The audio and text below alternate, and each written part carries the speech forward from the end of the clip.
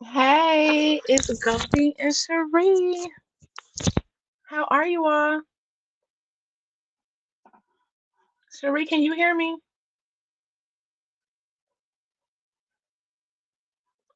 Uh-oh, make sure your mic is not Yeah, muted. can you hear me? Yep, I Can you got you, hear me? girl. Yep. Can you hear me? Okay, Goldie, something must be playing somewhere else in the background. Yeah, I can hear you. Okay, what's wrong? I can, it's a delay. It's delayed. Hmm. Yeah. I wonder is it my little earphone thing? Let me check and see. Hold on.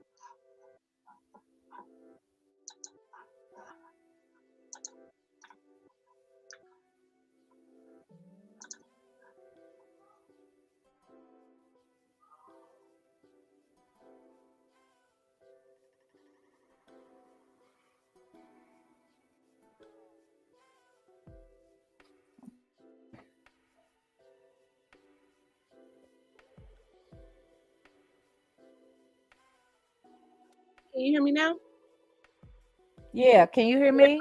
Mm-hmm. Now, do you feel like it's still Okay. delayed? It's not bad. It's better. Okay. I think I'm trying to get Yeah, my mic. yeah. Hmm. It's playing. It's something that's like playing and recording at the same time. You said it's what?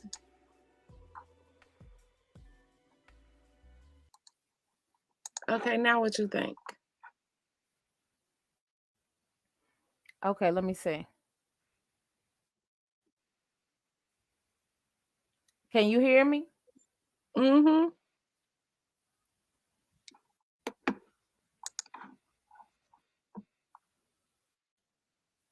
Yeah, it's still delayed. It's delayed on my end. I don't know. Okay. Maybe it's my Wi-Fi. Oh, you coming up perfect for me. But if you can't hear me, that's your issue. No, I can hear you. Okay. All right. So let's no, I can hear you. Let's just move forward. I got Okay. Well, thank y'all so much for joining us tonight. Thank you so much, Cherie, for joining me on this video. It's been a long time, Much girl. for joining. Can you hear me?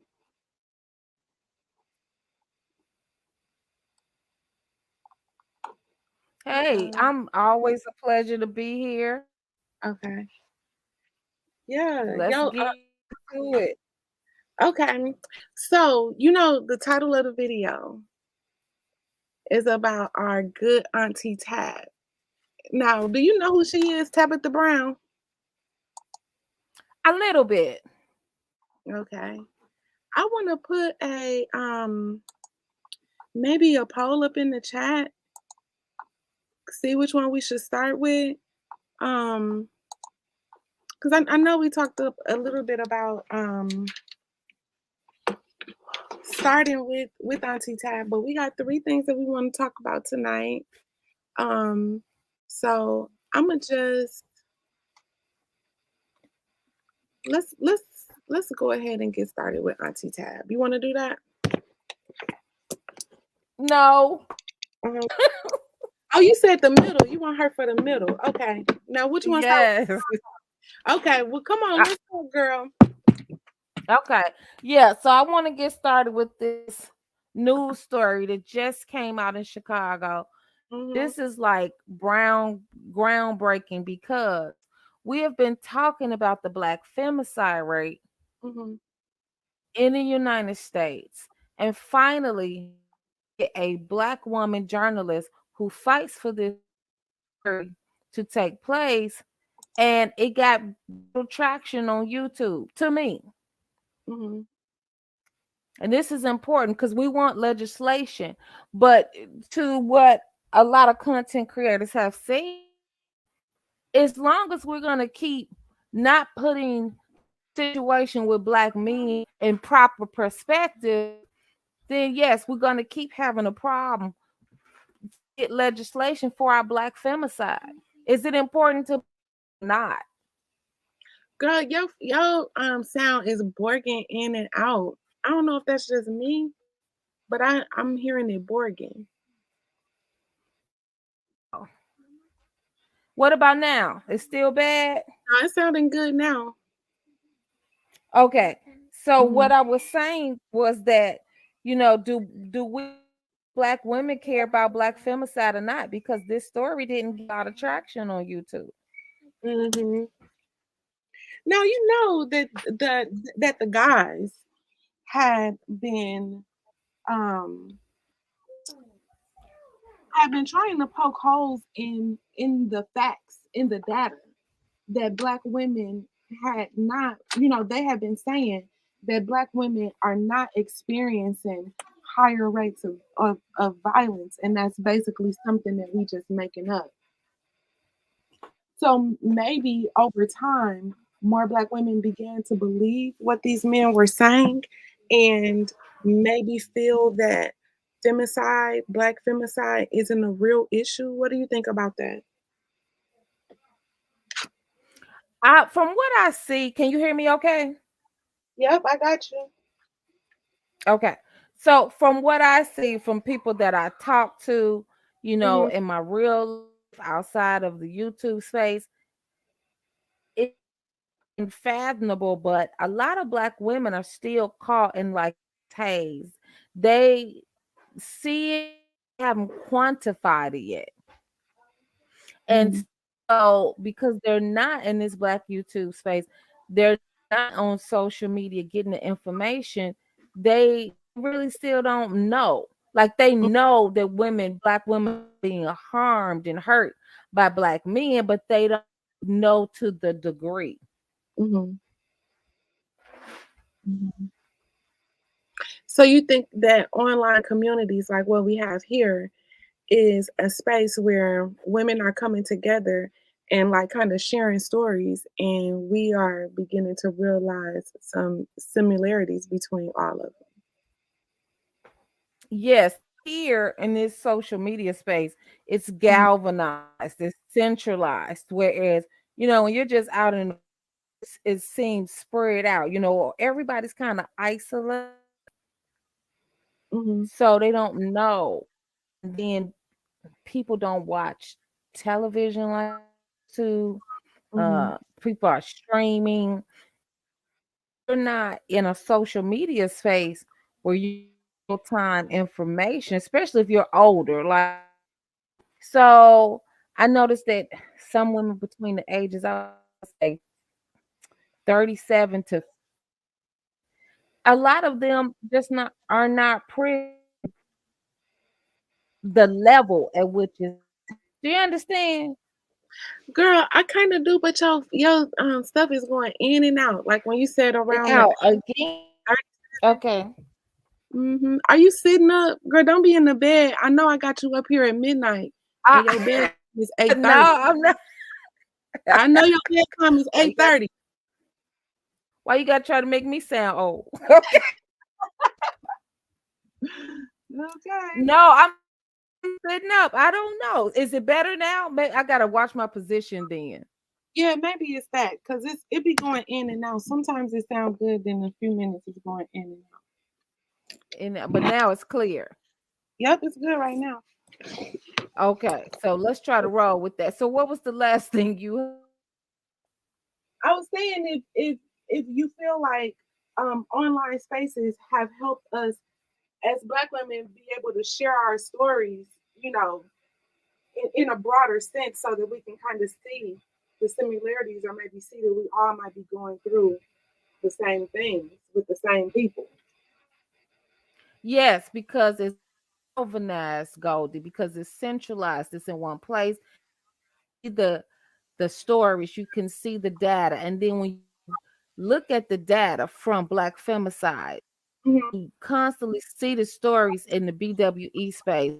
And then when you look at the world around you and you think about, oh yeah, I know my neighbor was a victim of DV. Oh, I know the girl on the street, or then it starts to make sense in your mind. Mhm. Okay. Okay. See, I But always I really want to go through this. When we go through this clip, Mhm. you're gonna see exactly what I'm talking about. Okay. All right, you ready to get into it? I'm ready to get into it. Let's go. Okay, let's do it, girl. Let's see. Okay. Let me know if you can hear everything, okay? Okay. Today we are embarking on a journey investigating injustice in Chicago. The goal is to make the city safer for everyone, but especially for those Yeah. most impacted by crime. CBS 2 investigator Dorothy Tucker spotlights a troubling pattern that's been ignored for years, and Dorothy joins us now live. Well, Jim and Marie, we uncovered some unique facts and figures that revealed for the first time the truth about who criminals are really targeting. It's people who look like me. Our investigation exposes the causes and consequences of Black women at risk. We begin tonight with breaking news. Reports of multiple people shot on the city's west side. It's all we think about. Multiple suspects walked up to the victim demanding his car. Our biggest fear. Breaking tonight, 4 teens, 3 15-year-olds and 1 16-year-old, all shot while on a front porch. Being the next victim of a crime. The man stumbled down the Chinatown platform, bleeding from his neck from a gunshot wound. But what are your chances? We're not just talking about 1 or 2 robberies here. We're talking dozens of them. Who's really the most at risk? Is it white men, white women, Asians, Hispanics, Black men? No, it's not. It's women who look like Tonia Thomas. It's scary. According to Chicago police crime data for 2022, when you look at all the offenses, count all the victims, Black women are the most at risk. It's not fair. Unfair because that 67,000 means 25% of crime victims are Black women, but they make up only 16% of Chicago's population. And when the CBS 2 investigators kept digging, we discovered even more disturbing data. Black women represented more than a third of kidnappings, 35% of assaults, 38% of batteries, attacked and injured, 40% of rape victims. And let this sink in.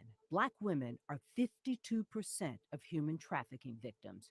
Remember, they're only 16% of the population. To have to navigate through life knowing that you'll potentially become a victim of a crime, primarily because of your race and your gender combined, it's not fair. Thomas survived a rape. This is all the paperwork from the hospital. But she still feels the pain. What happened to me, it won't go away.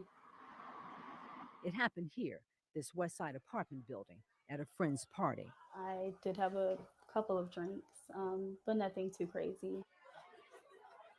Pictures of a happy, smiling Thomas were taken just minutes before she felt dizzy and went to the bathroom. The police report details the horror Goldie. of criminal sexual assault. I remember being in the bathroom with. You may not be able to show the whole video. You might have to just do the audio.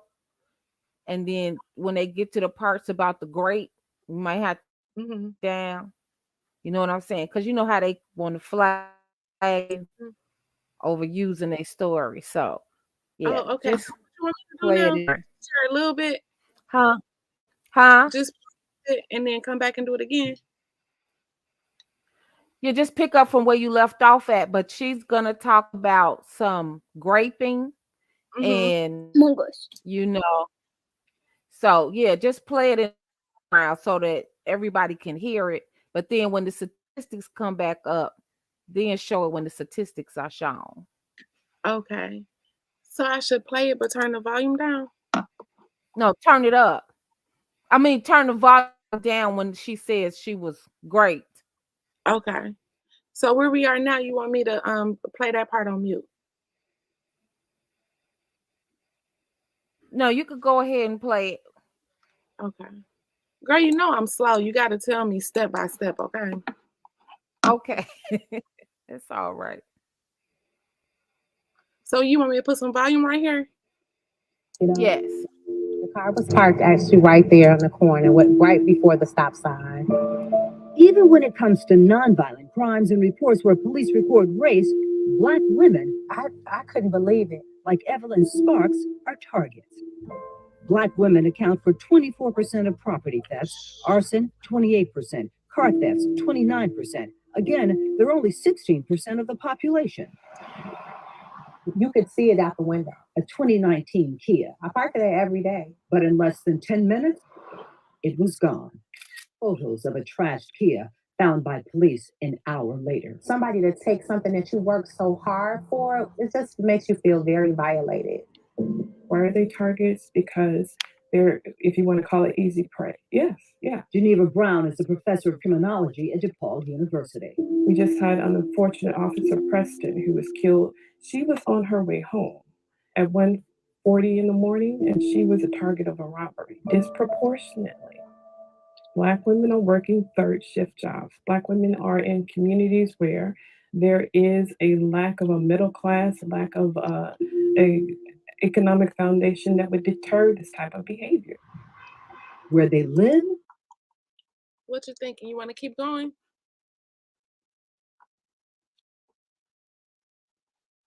Girl, I I didn't had even add it muted. back. No. I ain't even added back to the stream before. You want to keep going though? I'm doing. Yeah, let's. I mean, you want to start back over Okay. from the beginning since it wasn't in the stream.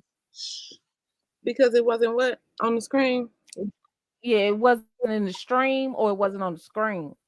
Okay, but can you hear it now? Yeah, I could hear it the whole.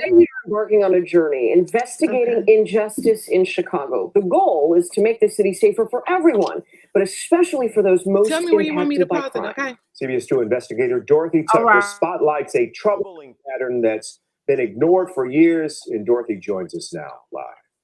Well, Jim and Marie, we uncovered some unique facts and figures that revealed for the first time the truth about who criminals are really targeting. It's people who look like me. Our investigation exposes the causes and consequences of Black women at risk. We begin tonight with breaking news. Reports of multiple people shot on the city's west side. It's all we think about. Multiple suspects walked up to the victim demanding his car. Our biggest fear. Breaking tonight, 4 teens, 3 15-year-olds and 1 16-year-old, all shot while on a front porch. Being the next victim of a crime. The man stumbled down the Chinatown platform, bleeding from his neck from a gunshot wound. But what are your chances? We're not just talking about 1 or 2 robberies here. We're talking dozens of them. Who's really the most at risk? Is it white men, white women, Asians, Hispanics, Black men? No, it's not. It's women who look like Tonia Thomas. It's scary. According to Chicago police crime data for 2022, when you look at all the offenses, count all the victims, Black women are the most at risk. It's honestly, it's not fair. Unfair because that 67,000 means 25% of crime victims are Black women. But they make up only 16% of Chicago's population. And when the CBS 2 investigators kept digging, we discovered even more disturbing data. Black women represented more than a third of kidnappings, 35% of assaults, 38% of batteries, attacked and injured, 40% of rape victims. And let this sink in. Black women are 52% of human trafficking victims. Remember, they're only 16% of the population. To have to navigate through life knowing that you'll potentially become a victim of a crime, primarily because of your race and your gender combined, it's not fair. Thomas survived a rape. This is all the paperwork from the hospital. You want to keep going?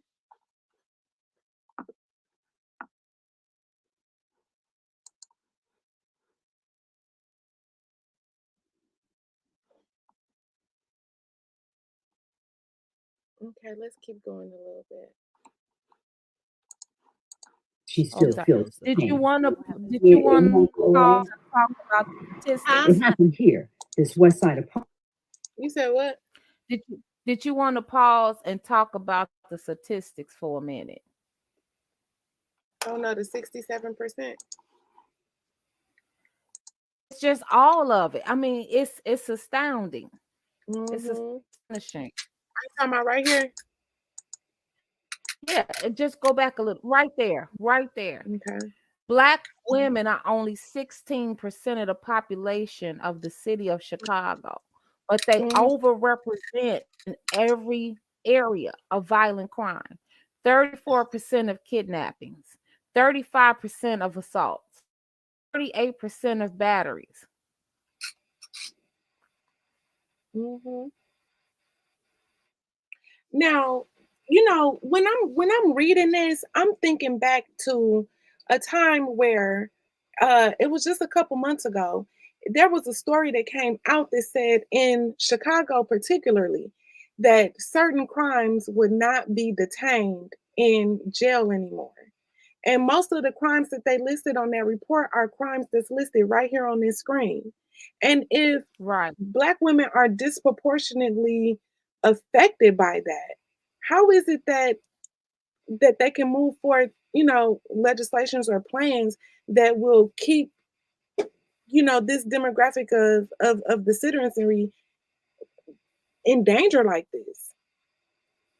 Well, that's an excellent point, and I'm glad that you brought that up because I fought hard against that so-called no cash bail policy that they had, and also, but this, the white Republicans of downstate Illinois pushed back and sued the governor over that policy. So right now, that policy is in court, so Okay. it's taking effect.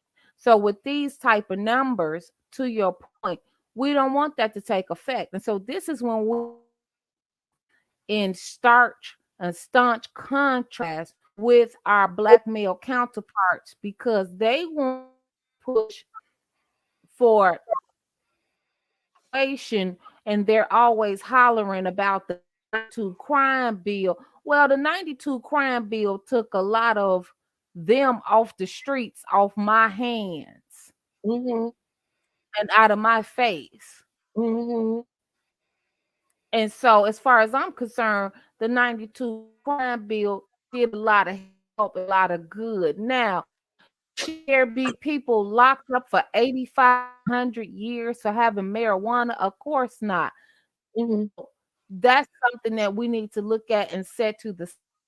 But black men want to pretend as though they were running amok in Mm-hmm. 92 Mm-hmm. and creating a lot of havoc and chaos. And so as we go further in this video, show you that this data was over 2 decades. Mm-hmm. They compiled this data Mm-hmm. from Now you know years what? ago up to mhm. I think that we should that maybe if you have time, then we can come and talk about Tabitha tomorrow. But today I'm gonna change the title on this, but I would like to talk strictly about Chicago and what Dr. Umar said. I know we had a few things on the list for today, but if we could just focus on those two and then I'll be available for you tomorrow if you wanted to chat some more about other things. But now if we want to talk about the fact that we had the 92 crime bill, how it disproportionately uh, from the thoughts of some people affected a particular demographic over others and that whole thing. And you just mentioned how 20 years ago there was an issue with black men running amok and all of that, and we're still having that same issue. When are we going to get serious about the real problem, the real issue that we are having in our community, our black community in particular? Right, because black women have to have a come to black women moment when we face our boyfriends, husbands, sons, brothers, and realize that they are the blight in the community. Girl, you Period. talking a little bit still. Okay, what about now? Is it better? Mm-hmm.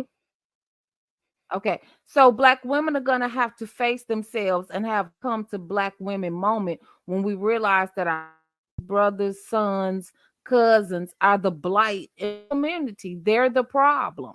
Mm-hmm. They're the problem. And so in 92, you was living out when I was a teenager, and it was very rough. And Mm-hmm. they want to say, well, people were and unfairly incarcerated. I see where some was, but that's a small minority. Most of those black men that were locked up under the 99 bill deserve to be locked up. Mm-hmm. And so once and now a lot of them survived. They have been released. Their sons that they left behind were locked up are now teenagers and in their early 20s. Look at the teens that's going on in Chicago that got started. Look at the drugs that Chicago got started. And so Mm-hmm. now all of that is a factor into these numbers right here. Mm-hmm. And 52% of black women are sex traffic victims. No, mhm. go ahead. I mean, my thing is when we gonna be honest about it then? Because if we just look at the the statistics here on the screen, 34% of kidnappings. I mean, I don't know many women going out and kidnapping another woman. I don't. Right.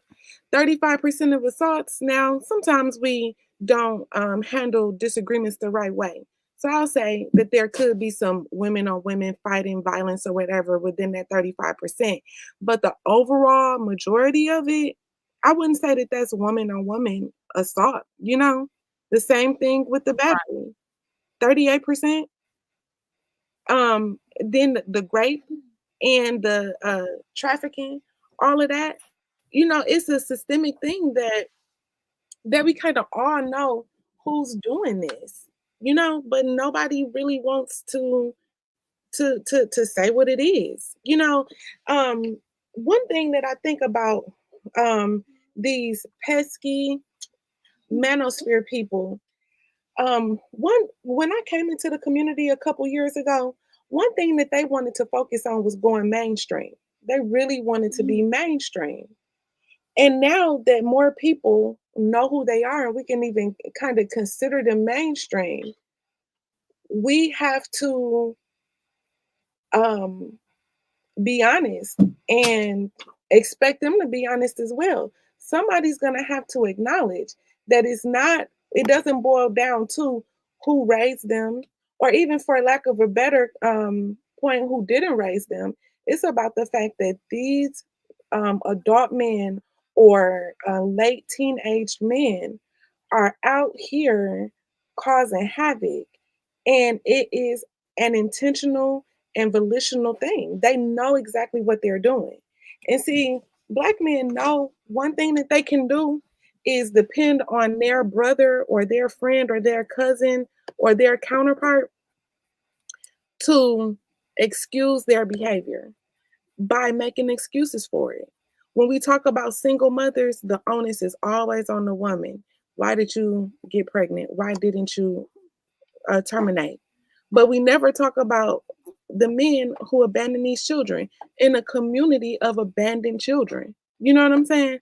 We never really get to the real It's 1 crux o'clock. of the matter, and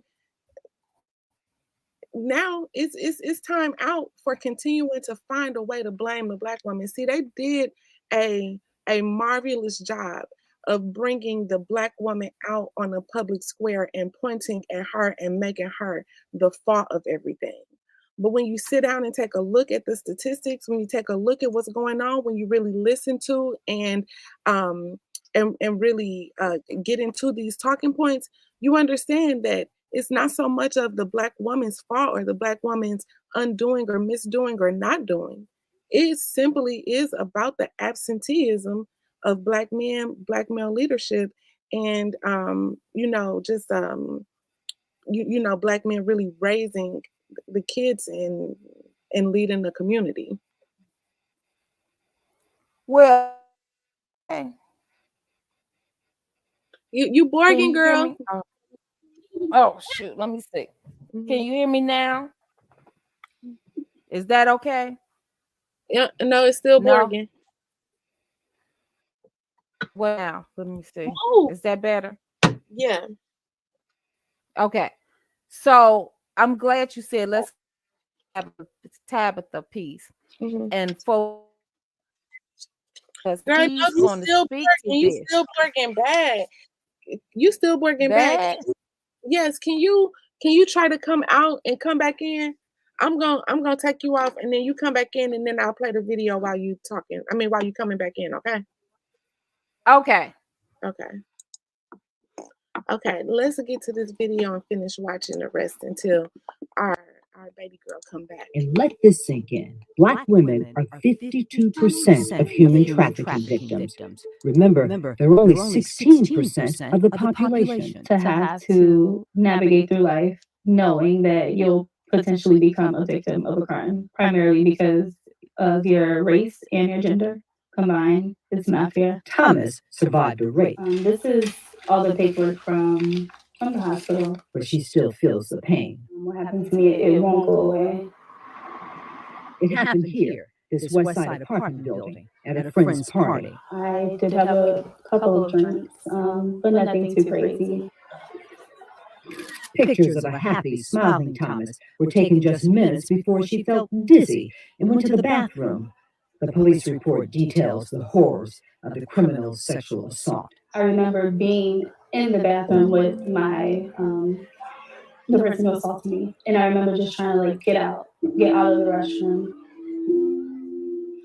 but I couldn't get out. The car was parked actually right there on the corner, right before the stop sign. Even when it comes to nonviolent crimes and reports where police report race, Black women, I couldn't believe it. like Evelyn Sparks, are targets.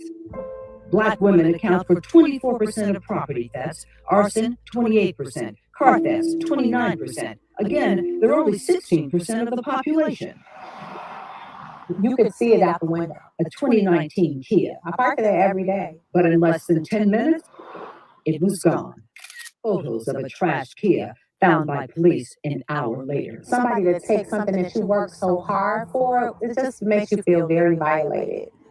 Why are they targets? Because they're, if you want to call it easy prey. Yes, yeah. Geneva Brown is a professor of criminology at DePaul University. We just had an unfortunate officer, Preston, who was killed. She was on her way home at 1:40 in the morning, and she was a target of a robbery. Disproportionately, Black women are working third shift jobs. Black women are in communities where there is a lack of a middle class, lack of a economic foundation that would deter this type of behavior. Where they live, when they work, and listen to this, how they are perceived by criminals put a target on the backs of Black women.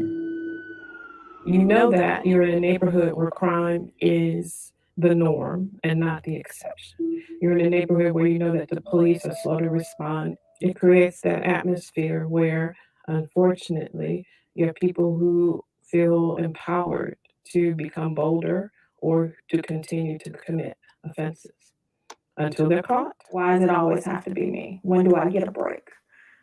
When can I have some peace? I hear those words quite often in the work that I do.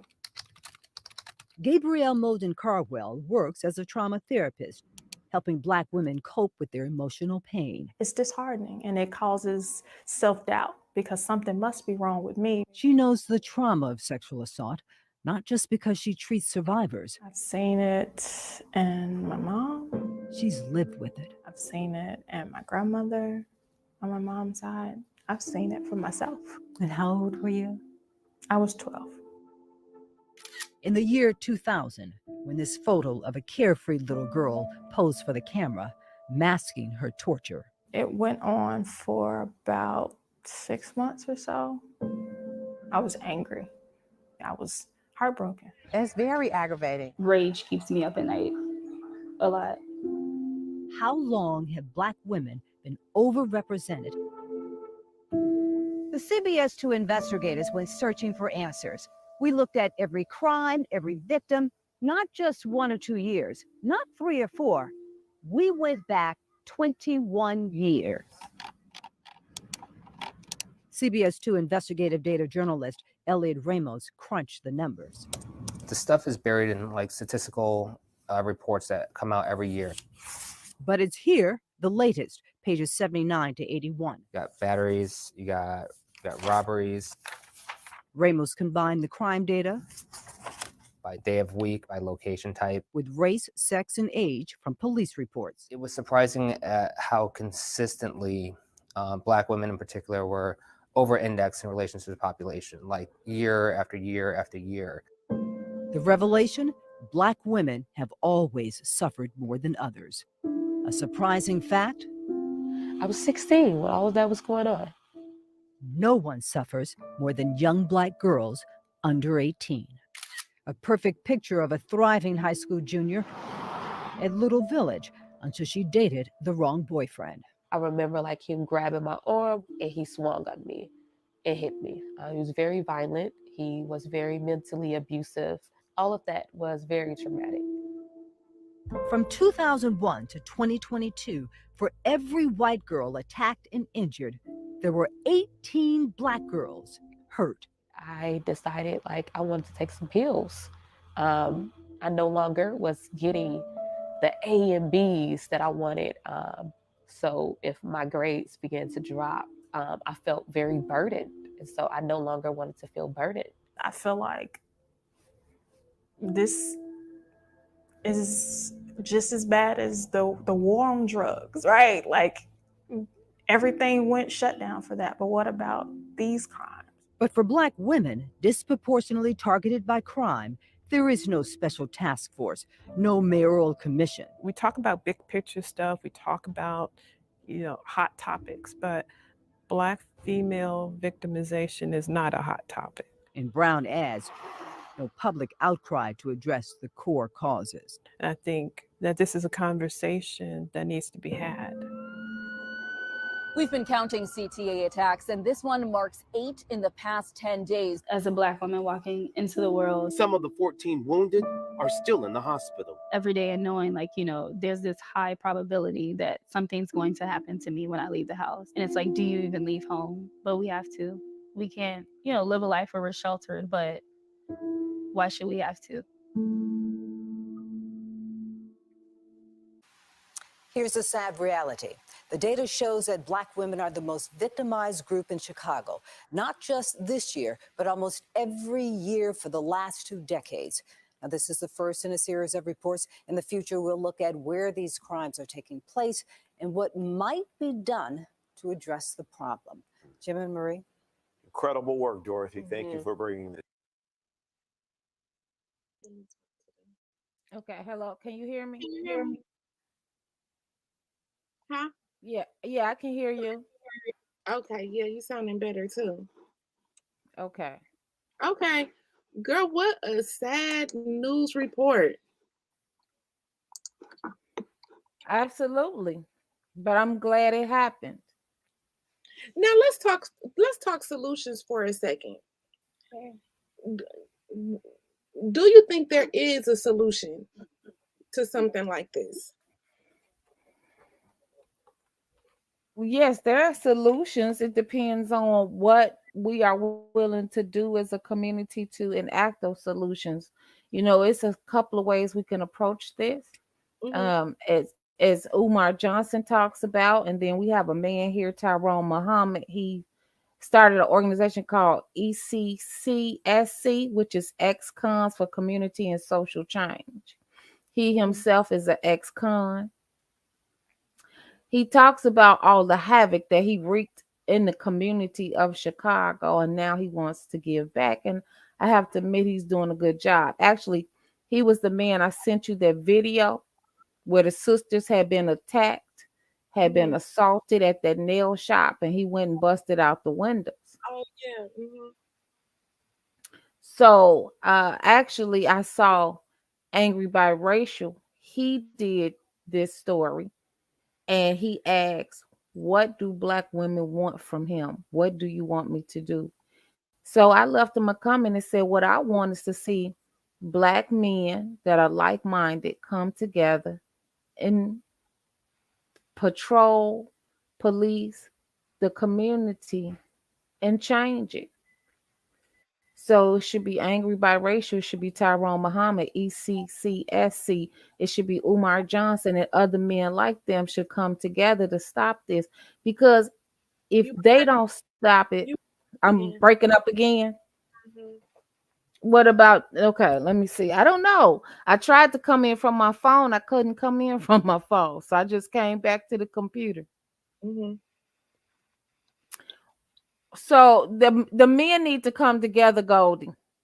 The decent black men need to come together to change this, because if not, then we as black women going to have to change it, and then they won't like how we change it.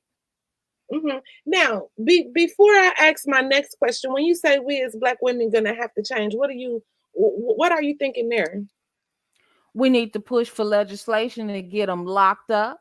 We need to withdraw our money and support from them and from the American economy, because we should not continue to give this economy our money unless it's just like income tax dollars, stuff we don't have any control over. They take that out of your check before you get paid. But as far as these Thanksgiving dinners, do you know black women are holding up the American economy? Black women are the biggest consumers in America, and we're only 7% of the population. Now, when you say holding up the economy, in what ways? In what spending are we doing that keeps America afloat? We go to the movies more than any other demographic. We're spending something like $4 billion a year on weave and perms and makeup. If you just look at this country, makes most of its money, and most corporations make most of their money between the week before Thanksgiving and Christmas Eve. When we look at how black women cook for Thanksgiving versus how white women cook, it's a big difference. We got 3, 4, 5 turkeys. We got all these aluminum pans. Now you may say, "Where?" Huh? I say you going out. Okay. So you got to look at all these aluminum pans. You got to look at the dressing. You got all of that stuff adds up. Everything that we think is petty and minute. Is where they make money. They're making money. The seasonings that we're buying, the celery, the onions, the everything. And we're the biggest consumer. Then when it comes to our children and Christmas, Kwanzaa, whatever you into, we are spending big money at that time of the year. How often do you see little white kids with a lot of Jordans and stuff on their feet? We're buying those Jordans. We're buying these tablets. We're buying these cell phones. Go look at the statistics. Black women is the biggest consumers. And then if it's true that black women is the most educated, or there's a portion of black women that are the most educated, college educated, I should say, demographic in the country, we need to use that too. Like this black woman right here is a journalist, so she's college educated. She fought for this story. So we're in spaces where black men are not in these spaces. And so we have to use that to fight for each other now. So that's why I said they need to come together and get these males that look like them together, or we're going to have to get them together and they won't like it. Now, I agree. I think that if we as black women could get all on the same page, we really could change our own reality, like our individual reality, in a drastic way. And I hate to use a word like quote unquote pick me, but coming into the pandemic, we had a lot of momentum as black women. We had, like, over the last couple years, we have had some crazy momentum as black women. But I think that our demographic is splintered into little factions where we have some women who are super male identified, and then we have some women who are self identified, or They are more concerned with their future or the futures of their children, more so than finding a way to create an excuse or create victimhood for Black men. And I think that that if we could all get on the same page, we definitely could change the trajectory of where things are headed in our community and how we are being affected in our community. Hey, third ward. Hey, Rainin. Thank y'all so much for joining us tonight. We just having a little chit chat. Me and my girl was on the phone talking each other ears off, and we decided to fire up the YouTube. If y'all are in here, feel free to like the video, share the video, subscribe to the channel. Me and Miss Cherie Dania are going to be going live more often, and just really having the conversation and continuing the conversation that a lot of people are already having in the space, which is a really good thing. But like I was saying, if we could all get on the same page as Black women and understand that if one of us are targeted, if one of us are considered at risk, if one of us are, from what they mentioned in the video, quote unquote easy targets, then that makes all of us vulnerable. That makes all of us at risk, and that makes all of us easy targets. And when I was talking about the momentum we had, this whole red pill thing that we talked about, this manosphere thing, in my opinion, is on its last leg. And it's only on its last leg because of the counter offensive that Black women have been doing online. I'm not talking about just those Black women that have come on online, attacking men over their opinions and views and everything, or just saying real, really mean or divisive or disparaging things about men. I'm not talking about those women. I think the main difference was made over the past couple years in the image of the Black woman. I think that this primarily happened online, and this is by women who told the truth. That's all they did. They told the truth. They didn't make any man, a villain or the bad guy or a victim of something. They told the truth about the reality that they face every single day, like this girl in this news clip leaving out the house. They told the truth. The reality is that we don't have to worry about anybody else coming to victimize us in any way that was mentioned on those statistics in this video. I ain't saying that it's zero worry, but Right. Can you hear me? Out of 10, when we are thinking about or protecting ourselves from having any of becoming a target of any of that stuff they mentioned in this clip, we know who would be the perpetrator and how they would look almost. Right. Can you hear me? Yeah, I can hear you. Okay. So what I want to piggyback on is, again, we have power. We just got to continue to galvanize it and centralize it. So we are the highest educated demographic in this country. That's power. With those college degrees came income. That's power. We're the fastest growing homeowners. That's power. We vote. Black educated women vote as a block. Biden said it himself. His team said it himself. Can you hear me? Yeah, but you coming in and out a little bit. Okay. I'm trying to move a different direction. Hey, y'all, let me know in the chat if y'all can hear Cherie fine, or it might just be my connection. Because my little Wi-Fi bars are like down to like 1, so maybe it's me. Y'all let me know if y'all can hear her fine in the chat. Keep going, girl. So Black women vote as a block. Educated Black women vote as a block. Biden and his team said themselves that Black women, educated Black women, saved his campaign. Had it not been for that demographic, can't hear me? Yeah, it's going in and out. But you said had it not been for that demographic, he wouldn't be president. Mm-hmm.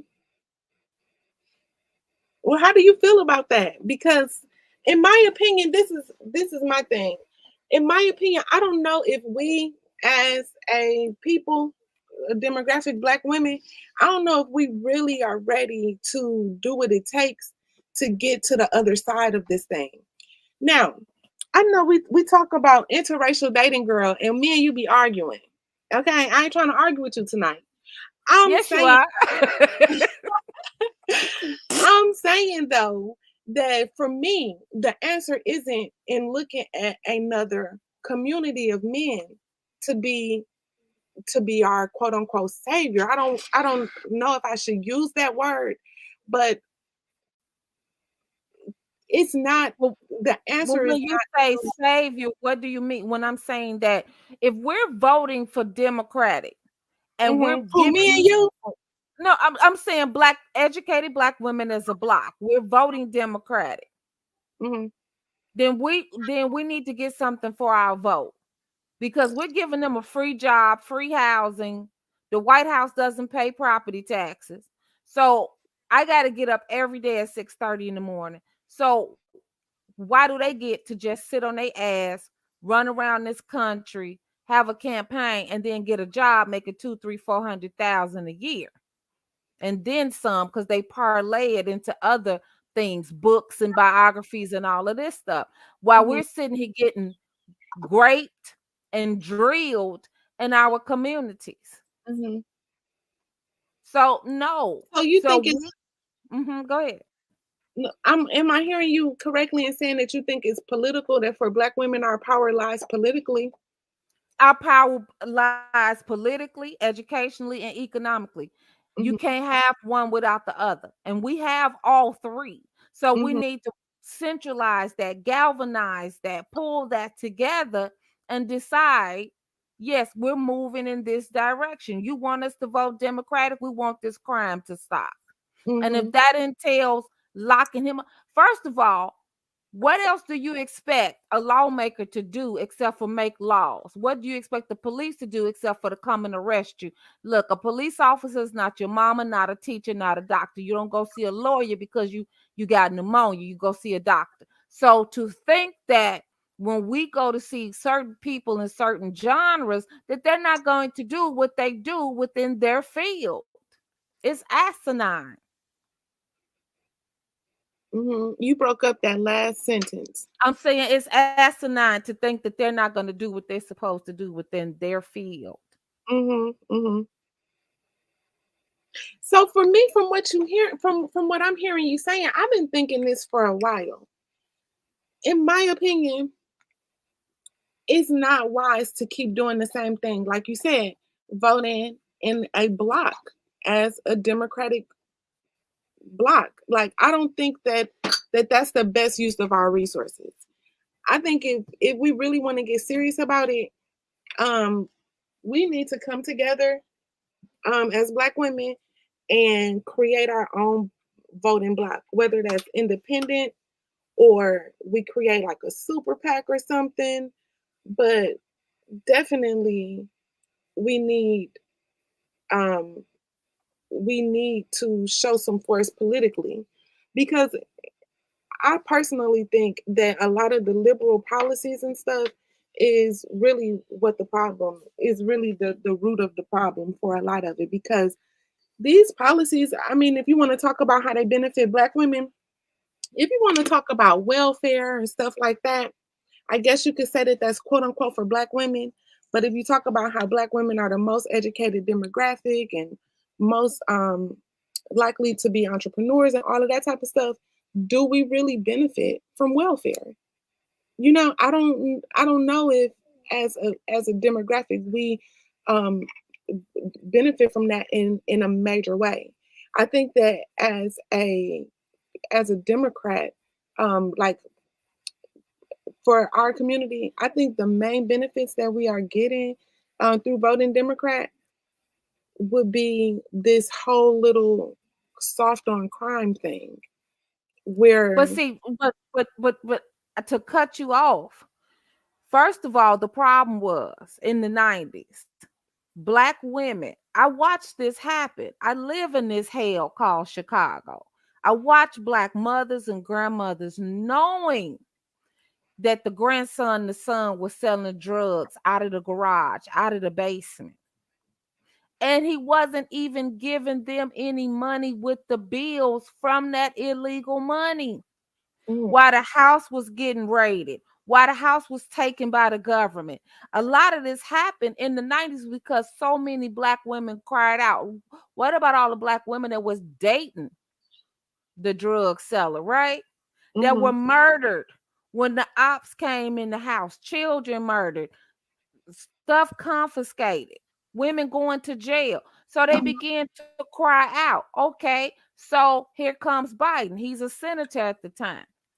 He's listening to all of this. He said, well, what do you want? What else can a lawmaker do except for make laws? So he proposed a bill to Bill Clinton. Okay, well, they want tougher, they want stricter penalties on their particular demographic of men. Okay, fine.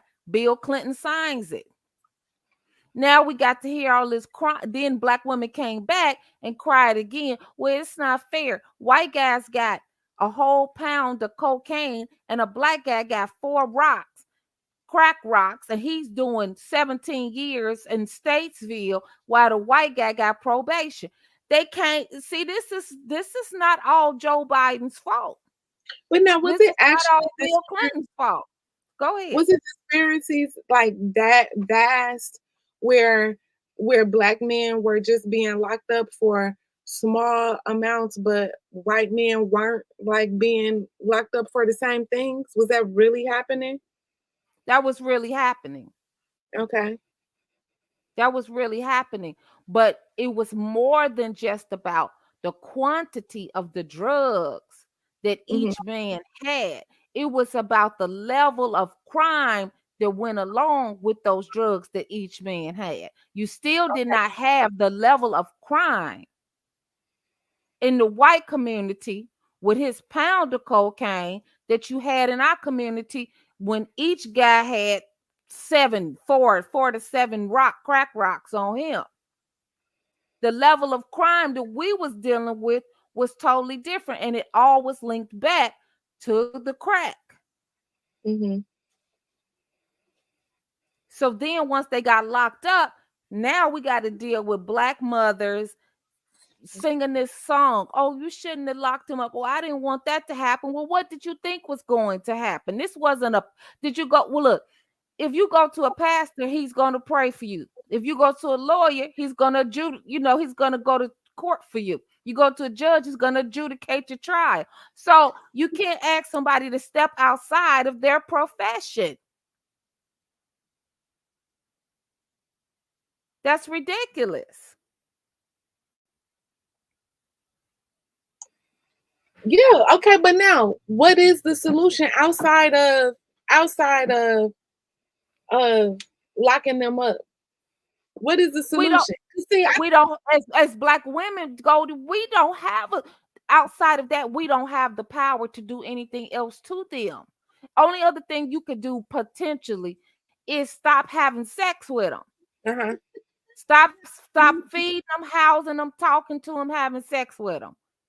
And we see that that's not happening. I don't know if that model will ever work. We would have to all really be serious about that. Because if we were all serious about not housing them, not entertaining them, I'm telling you, 75% of them will hit the streets tomorrow. If you come through Chicago, as we was talking earlier about where the Black community live. So in Chicago, they live from the 30s all the way out to the 175th. And when I'm driving that distance, all you see is Black men on the streets homeless. A lot of the manosphere talking points are outdated, talking about welfare and stuff. I haven't seen that in Illinois since 96 when Clinton changed the welfare laws. You don't have any welfare queens anymore. The manosphere got 1986 talking points. Girl, you know they don't read them books they be talking about, and they don't read that data either. So they probably don't even know that welfare queen and all of that stuff was 20, 30 years ago. They probably have no idea. No But idea. Go mhm, ahead. but you brought up a good point with this Umar thing. I haven't watched the whole thing. I just watched some of it. But I think that a lot of I think that most of the issue that we're having in our community is that the men aren't holding themselves accountable. And they see to it that everybody else is held accountable. Because if you get pregnant out of wedlock, you have that baby, guess what? That's your baby. And Black men have created this brotherhood where they say, hey, all of the single mothers are for all of us. So a way to make the single mothers for all of us is to not date them. If you get a girl pregnant and she keep the baby, just leave her. Nobody else will get with her. So that means that whenever you want to come back to her, you can, because no other man is going to want to be with her. Oh, and also that means you can't be a stepfather either. So you got to go ahead and just abandon the child, your own child. But if you are a guy who meet this woman and you like her, just because she has a child, you can't date her. So again, that makes her available to all of the guys in the community for playtime, right? Because nobody is going to take her seriously from what they have established within their brotherhood. But So I until feel like, Goldie, they are only spouting what's happening. It's just an observation because the men in our community wasn't taking us seriously anyway. never, Never. I don't know. I don't know. I think we need to be very careful about stuff like that. Because listen, if we want Okay. to say that the men in our community have never taken us seriously, then that means that we have always been the demographic of women that nobody wanted, not even our own men. So I That's think that true. huh? That's true. I don't think that's true. That's right. Go through the annals of history. Go back to when we came here as slaves. We came here as property of who? A white man.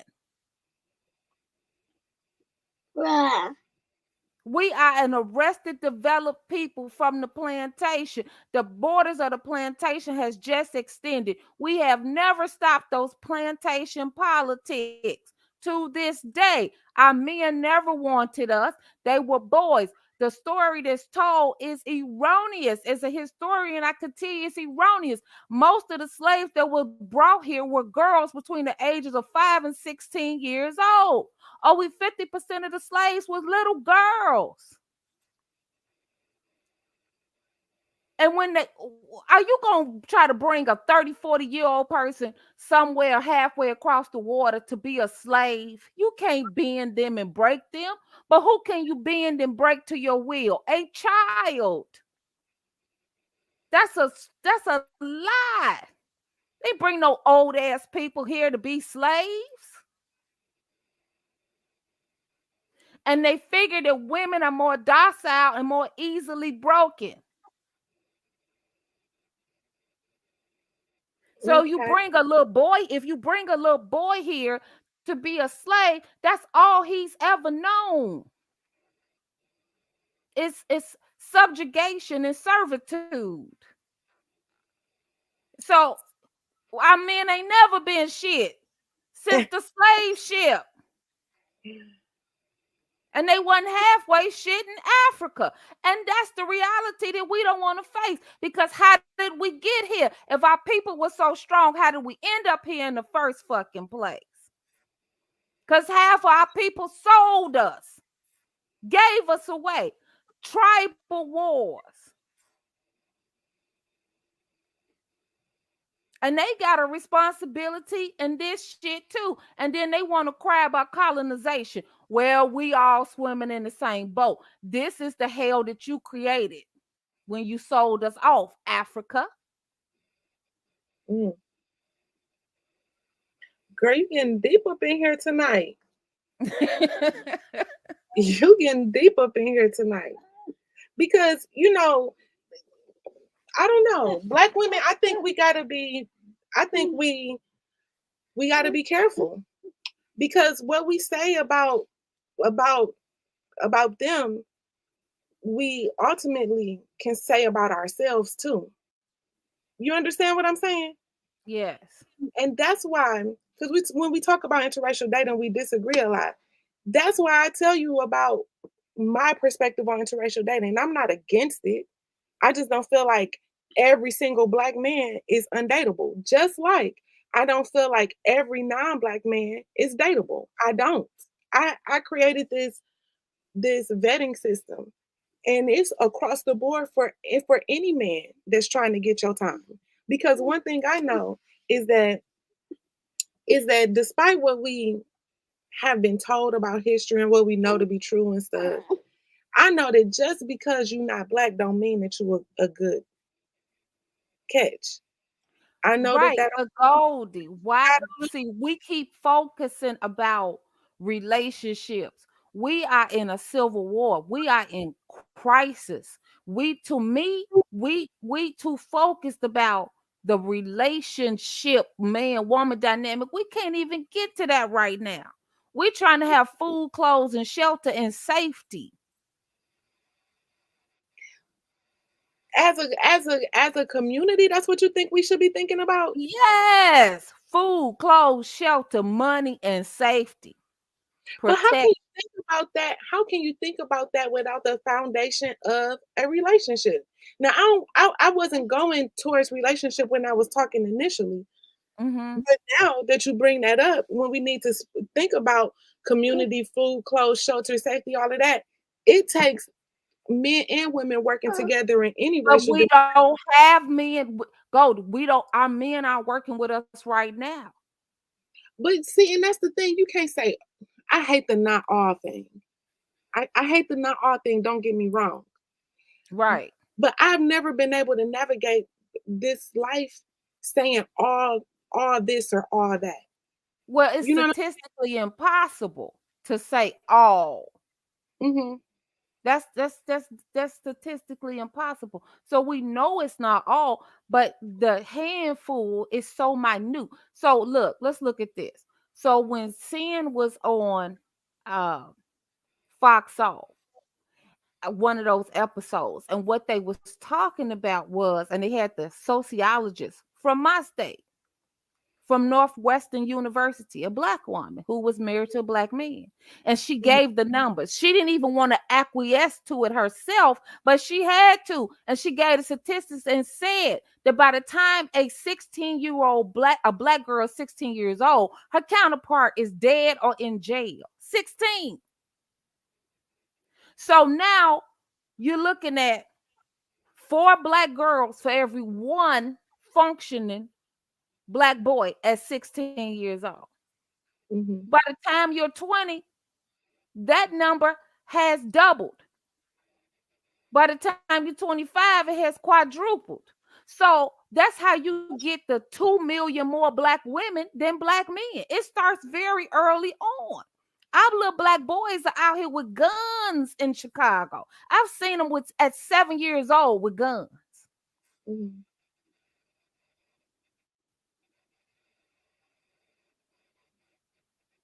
It won't be too much longer before he's in Statesville prison or the grave.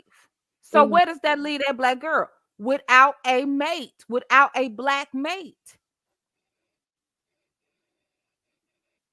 So when we know that family is the first institution, we know this. But how can we build families when the mate isn't there? But see, so then what are you saying? Black women, y'all, it's over for you. Because see, what we talked about earlier is one thing we know that we do have options interracially. We all know that as Black women. Despite what people then said, we know that we have options interracially. Right. But we don't have, but maybe not all of us have that. So what we are saying, huh? That's the reality. That's the reality, because I don't know what the statistics are for other people, but let's just use the demographic of, um, let's say, Hispanic, okay? I don't know what their demographic is as it relates to the male-female split, but the men in their communities or in their demographic, in that group, they wanna be with their women. Mhm. So there's gonna be a large majority of them that goes to be with their women. There's gonna be Mhm. a remnant of them that will be available for all of us other women, you know? Mhm. But the Mhm. reality is that the men of each racial group typically mate with the women of their own racial group. It's just when you come to the Black community that our men mate outside of our community more than any other group of men. But the Right. thing is that so what does that mean for us? I mean, of course we can date out those of us who can and want to and do should, but that also leaves a huge swath of us that don't have any Absolutely. options. But I They think we need to come back to economics first.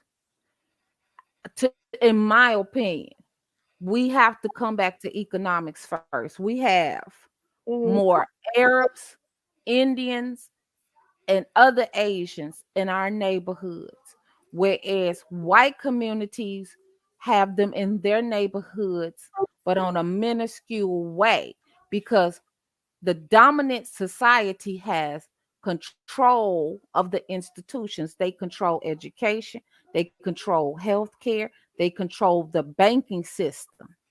So they can deal with a certain level of dysfunction because they're insulated by their other institutions. So when their family institution fails, their people still have other institutions to turn to still lift themselves up.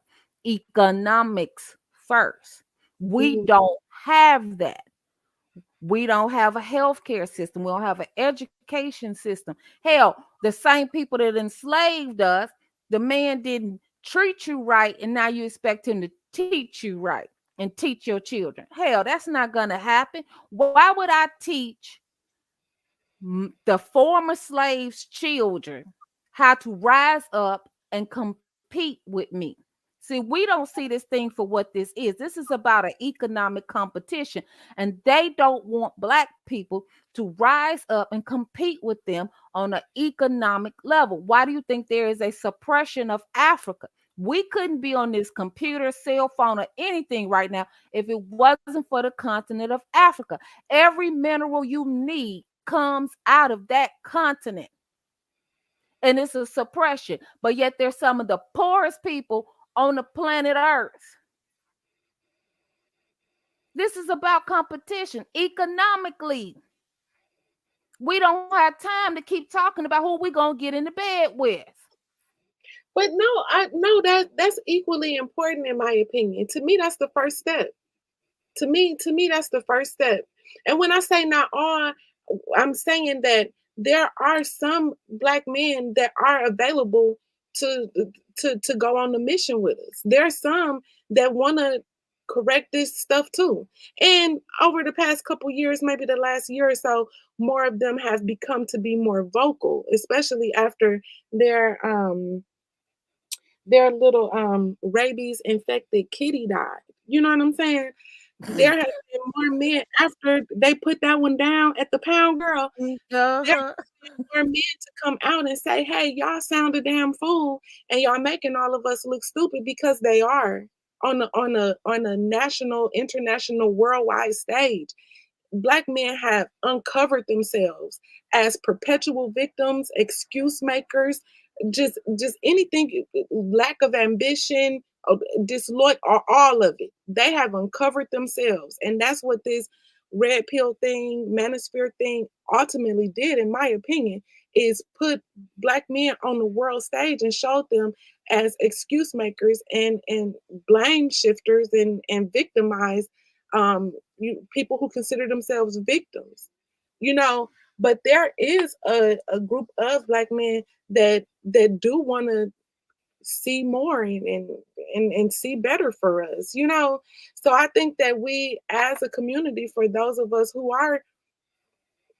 do want to do the economic and everything that you mentioned, the things that we pillars we need to get in order so that we can re-strengthen the community. It starts at home, in my opinion, with those children and with those systems that you build up and make into like a new norm, a new normal thing. And I don't think that we can create that dynamic without first creating a dynamic between black men and black women being able to I'm be. I'm gonna tell you how we can do it. How we're going to have to do it if we're going to survive as an ethnicity and if we're going to survive as a race. Mm-hmm. Because there is a staunch economic suppression of ADOS people, and it extends to the Caribbean and it extends to the continent. Mm-hmm. And to me, black women are going to have to move forward. The black man, he's not the leader of the community. We No. need to get that out of our heads. We are in a matriarchy and we need to just let it go full bloom and have a matriarchy and move forward. Black women need to start a credit union. Black women need to start a bank. We need to centralize and galvanize our money. We need to start more schools, online schools. Brick and Mm-hmm. mortar is just about dead. Mm-hmm. You think so, girl? I hope not. Don't take my job, girl. Don't take my. Don't have me on no computer trying to teach nobody all day, okay? That ain't what I want. All right. Well, so I don't want to go too far, but AI is here. So, and that's what I'm saying. As a people, we're stuck in the stone age. Mm-hmm. And everybody else is telling me, you got Jeff Bezos and Elon Musk, they trying to go to the moon, and we still trying to work out who's supposed to cook and clean. Girl, Whoever home. I had a conversation with one of my most evolved friends. Okay. I really look up to this guy. And it's crazy that I feel like I look up to somebody that's like in my peer group.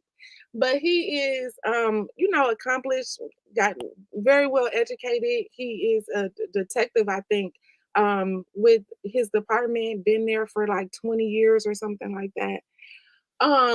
But he believed a lot of the stuff that they've been saying, about everything being not their fault. Black men, you know what I'm saying? And it's like they don't take time to really sit back and look at their reality. You know what? I would say this. Historically, I can't say it's all their fault. It's not all their fault. But what they don't want to see is that it's all their responsibility because it's your plight. You think the same people or the descendants of the same people that enslaved you are now going to put you on equal footing with them? And what world are you living in? We have to go back to the fact that this is a capitalistic country. Mm-hmm. It was built on capitalism, not socialism. And now has a few aspects of socialism because shit got so bad for white folks, as we was talking about earlier in the 1920s, 30s, and 40s. So now they start to inculcate some aspects of socialism from the government, where the government should be here to help you try to get a leg up. But America talks with a forked tongue. America talks out of both sides of his mouth. Mm-hmm. It's a capitalistic country. Pull yourself up by your bootstrap. But then at the same time, they was giving white folks land in California, giving them land in Texas for free, for $1, the Homestead Act. Mm-hmm. Then when they say stuff like, we don't deserve reparations because none of us were slaves, well, had you given the reparations in 1867 like you should have, we wouldn't be in this position. But yet the white slave plantation owners got reparations and stole money from the Freedmen's Bureau. Mm-hmm. This is how our HBCUs got built. It's because at that time we fought and we was able to get a portion of reparations, but it was never fully fulfilled. But our men want to feel like men, so they feel less than a man up against that white man. And so to feel like a man, he comes home and he hits you, he beats you, he beats the children. Mm-hmm. Because he's lacking within, because he never wanted to do what it would take to turn it all around. Mm-hmm. So is it even possible to even happen? It is. It's possible to happen. It is possible. Mm-hmm. You know, and it's a myriad of ways that you can go about it. Number one, I mean, we as sisters, we got issues too. Mm-hmm. We have issues too, because economically we don't want to abstain from this system. We don't want to be uncomfortable. We don't want to withdraw. We don't like ourselves in some aspects too, because Mm-hmm. anytime you got to have a wig on your head every 5 seconds of the day, you got a problem. The perms is killing us and giving us fibroid tumors. Mm-hmm. When they go and do an autopsy on Black women's skulls, it's some type of green goo that leaks out from up under the skull. Dick Gregory, they called him in to come look at it, some white scientists, medical examiners. And when he got there, he said he knew what it was, but he refused to say what it was because he was embarrassed. If you put a chemical on your head every 6 weeks for 40 years, what do you think that's doing to you? Mm-hmm. These lashes is out of control. Now, I know we talking about what seems petty, but when you get 40 million women buying lashes at $5, how much money is that? That just left out of your community. Mm-hmm. And you gave that to some Vietnamese person, some Chinese person that treated you like a dog in the process. Mm-hmm. See, we don't like how we look. See, a lot of this is going to go back to self-love and self-esteem. Mm-hmm. Mm-hmm.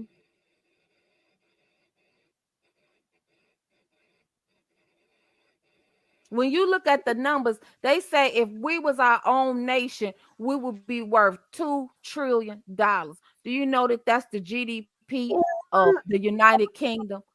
2.4 trillion. Wow. Girl. Wow. But I don't know. I don't know. I like getting into this because I feel like we can. I'm gonna put the link in the chat just in case somebody wanna. Okay. And girl, my baby didn't fell asleep on me, so I got to take him downstairs. But I don't know. We talk about the solutions and stuff like that, but I feel like I get so sad thinking about this because at the end of the day, what can we do? And we know that Black men are a major problem in our community. Mm-hmm. Not because they bad guys, or not because they Some of just them bad guys. huh? Some of them are bad guys. Let's call it what. Some of them is monsters. Yeah, some of them some monsters, and some of them some bad guys, but not because they, as a majority, are bad people. Is that as a majority, most of them don't want to see themselves as successful leaders of their own communities, of themselves, of women, of children, of anybody. They want to say, I can't because this person won't let me, or this system won't let me, or this structure won't let me. And then when we have women that come in and say, well, you know, he would if he could, but he can't because there's no way around it because the world is designed for him to stay where he is. Then we have another issue of they say, okay, well, hey, other people see that I'm a victim and other people see that my life has been so hard and they acknowledge this. So since they say that it's been hard and they see this, then I can say that it's too hard for me to do anything to change it and just float through life. And I think that for decades, that's what's been happening. Our Black men have just been floating through life.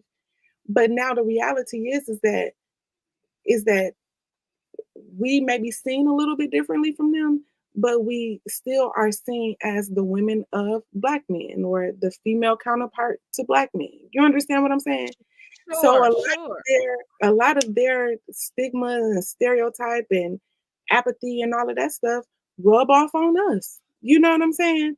But And we tolerate it. That's where we're at fault because we tolerate it. But we don't talk enough about the fact that I just watched a Chinese lady come out and say she want to do an expose on all the domestic violence that goes on in the Chinese American community.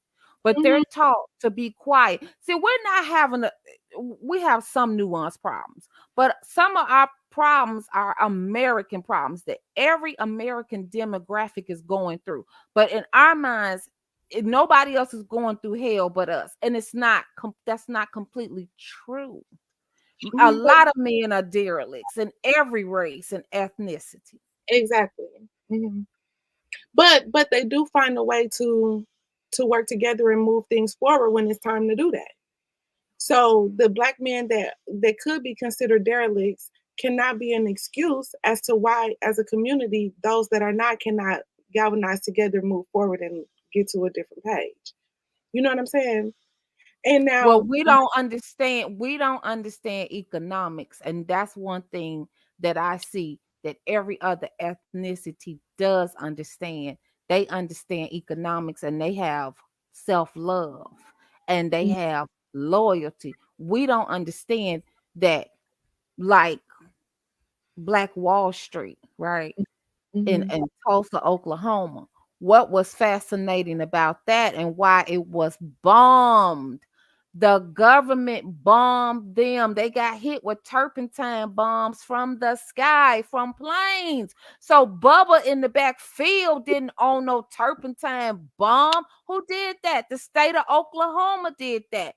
With whose approval? The U.S. government. Why? Because they didn't want to see a ADOS community begin to rival white communities. And that's not the only Black community that was bombed. We had over 3,000 thriving Black towns after slavery. You have to remember, we had the skills and white folks didn't. We were the Smiths. We knew how to make the shoes. We made furniture. We made the clothes. They didn't have any skills. They Mhm. had to stop that. So in Tulsa, the money, $1 would circulate 300 times before it ever left the community. Now, when I go up here to the gas station and the Arabs own it, that done left out my community. Boom, gone, gone. That's what this was all about. So if you don't have any economics, the economics is going to fund you to have health care. Economics is going to fund you to have education. Economics is going to bring peace in your home. Because if you can't feed yourself and your children is crying and they're hungry and their stomachs is touching their back, that's going to make you and the man get to fighting. Mhm. Mhm. But then, so they need to Come go on, to give school. it to me. They need to go These, to school. yeah, these Black men need to go to school then. Yes, they need to go to They need school. to up their economic ability. Yes, and they need to stop being cowards. And that's one thing that the word that they don't want to use, that they are perpetuating all day and all night long. They are cowards. Mhm. Mhm. But I don't see how any of them could deny that though. But they do every day. Mhm. But in reality, like It's 2 o'clock. they get online and just talk a whole bunch of stupid shit, right? I don't see Right. how they really can believe none of this stuff in the real world. Hey, your guess is good as mine. Like I look. Look, I don't know what to tell you, like, because clearly they live in some type of fantasy world. Mhm. Well, I don't know. I feel like they get a lot of positive reinforcement, or they get a lot of um reinforcement of bad behavior. What's the word? where you applaud bad behavior or support Mm-hmm. bad behavior, whatever that word is, I'm missing. But Mm-hmm. when we talk about them and this whole passport thing and this whole dating out thing, they get positive reinforcement outside the community from other women who are willing to be with them. When we all know that they aren't in a position to care for a woman or children or anything, these women still gonna be with them. I ain't talking about black women. I'm talking Right, about, I got you know what I'm saying? And it's like, but why wouldn't she? stop thugging? Who gonna stop thugging? Who gonna stop doing anything when the whole world has seen rewarded for bad behaviors? Thank you, Raina. When the world see you as a perpetual victim, you allow yourself to be labeled as one. But the lower the lower levels of those communities to still get with you and be with you, do they have any real reason to want to do better? Because if black women turn their backs on our backs on them, and they still can go and get the lowest white woman, the lowest Asian woman, the lowest Hispanic woman available to them and still live what they consider to be a good life, do they Mhm. even have real incentive to do better? You know So what I'm then saying? we shouldn't want them. You shouldn't want those black men. I'm not saying it's not some decent black men out there, because there are, and I know of a few, or I've seen a few online, but it's clearly a disease. Mm-hmm. And why wouldn't they get with a woman of a different race, especially a white woman? Let's stay right there. Because a white woman, why would I mean, look, she's insulated. She's dealing with the strongest man on the planet currently. So Mm-hmm. she can go run, she got the latitude to go freak whoever she want to freak. Because Mm-hmm. when that don't work out, guess what? She has her community. She got the whole world to fall back on. Mm-hmm. That woman can get up and move to Finland. That woman Mm-hmm. can get up and move to Switzerland. And Girl. she's going to be accepted. Mm-hmm. So it don't matter that she was having sex with Bobo, Tyrone, Mm-hmm. the Questionnaire. It doesn't matter. Mm-hmm. I've seen plenty of white women take their children to Germany, make their biracial children grow up in Germany, and the kids had to go through whatever they went through. She don't care. Haven't you noticed that the black man and the white woman is the same selfish individual? That's why Girl. they like each other. Yeah, I see. And I've been doing some little reading on their marriage statistics and stuff like that. I didn't understand what white women saw in black men until recently. I didn't understand why they did that until recently. But now I understand very well. And I understand why black women and white men relationships work out well too. You know? Mm-hmm. So I definitely I see it. I see it. But I think that what we what we learned from the Dr. Umar um clip when we play that is that somebody gotta call them out, and then some action has to take place after that. Because see, they spent a whole lot of time talking trash about Dr. Umar, and it was well warranted. Um, Mm-hmm. but I don't know who can refute anything that he said the other day in that interview. I don't know who can refute anything that he said. And the thing is that when do you want to play it? Because when he was talking, girl, those guys are so much like the other guys in this community where they hear what the problem is, but they still turn around and say, oh, but what about her? Oh, but what about this one over there? What are they doing? I know I'm wrong. I know I'm not doing anything, but what about them? They also aren't doing anything. So since they also aren't, doing what they need to do, nobody should be looking at me for not doing what I need to do. You understand? And one You're thing that right. is that he didn't let them rest on that. He didn't let them off the hook, but I want to say this before you play the clip. Is we as Black women, we have to see that we're in a state of emergency. These are our babies that we give birth to. Do you want your son either in the penitentiary for 100 years, which he'll be deceased, or you want him deceased quickly in the grave? That's your baby. So what are you going to do to protect him, insulate him, and change this around? We can no longer sit here and wait for Black men to come save us as a collective. They ain't showed up, and we can't wait for them to show up, and we can't keep doing all this talking. We got to put some action in place and start moving forward. That's part of the solutions. Is everything going to be perfect? No, but they look, our truth don't have to be validated by their lies. We don't seek validation in what they're talking about. We need to move forward on what we know is right without them. What was that movie, Field of Dreams? If you build it, they will come. We need to build a new Black community and then let the decent Black men come back in. And then work out some type of mutual arrangement and understanding and forgiveness and grace and move forward. But right now, it's just not the time. And we don't need to be worried about the bullshit that they talking on the other side. Your education don't mean nothing. Your house don't mean nothing. Your car don't mean nothing. You don't mean nothing. You ugly. You're fat. You're Black. You're this. You're that. Great. Good. You don't want me. Awesome. Because I wasn't put on this planet and born to be here for your expectations. I know what's right. Because I'm the mother of civilization. I'm the nurturer.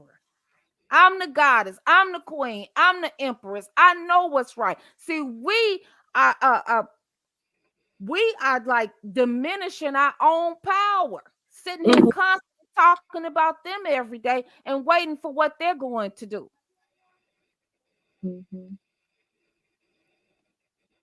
Okay. Okay, I can get that. I can get with it, girl. Let me go ahead and let me see if I can get that Umar up. Okay. Girl, Umar was looking kind of good in this little statement. Oh, Lord. He was looking kind of good. Okay. Like, Umar, what was you talking about? Okay. Umar, what was you saying? Okay. What is you saying? They got this one that I'm watching, like broken down into chapters. So it's a few chapters that I would like for us to talk about. And and we'll just watch the chapter and then talk about that one.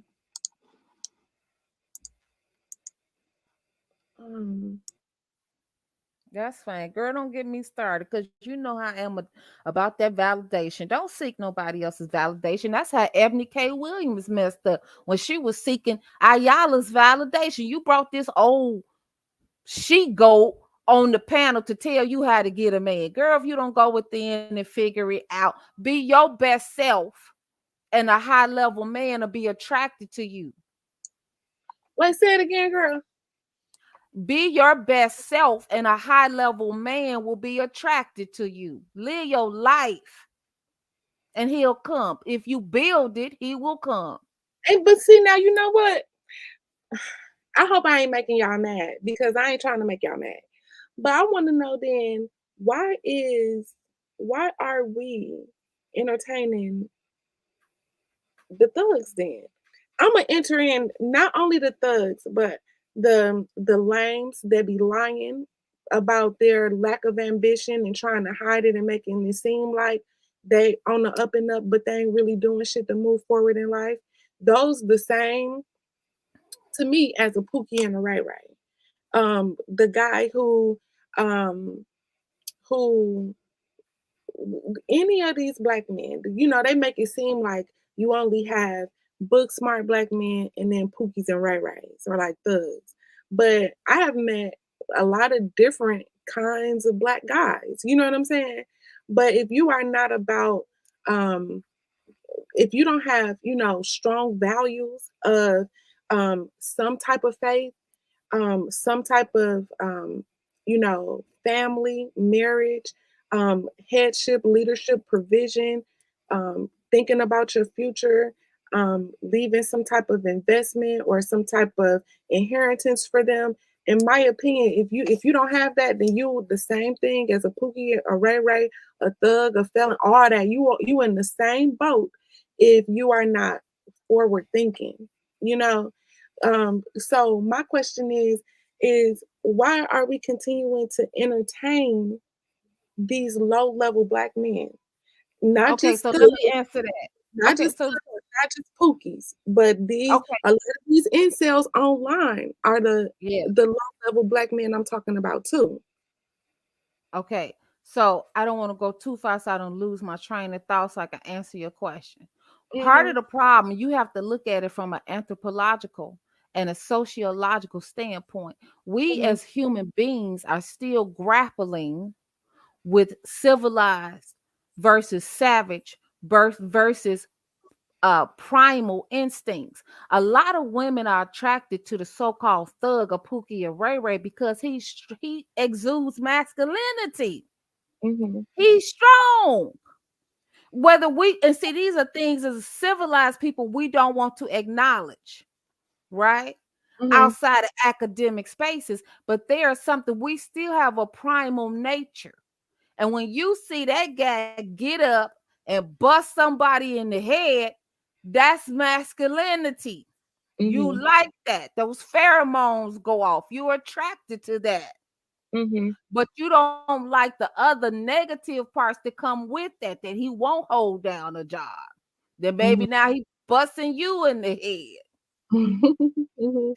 Okay, so that's the balance that we're trying to gain, and then we're in this new technological age that doesn't fit in with the primal stage of hunter gatherer.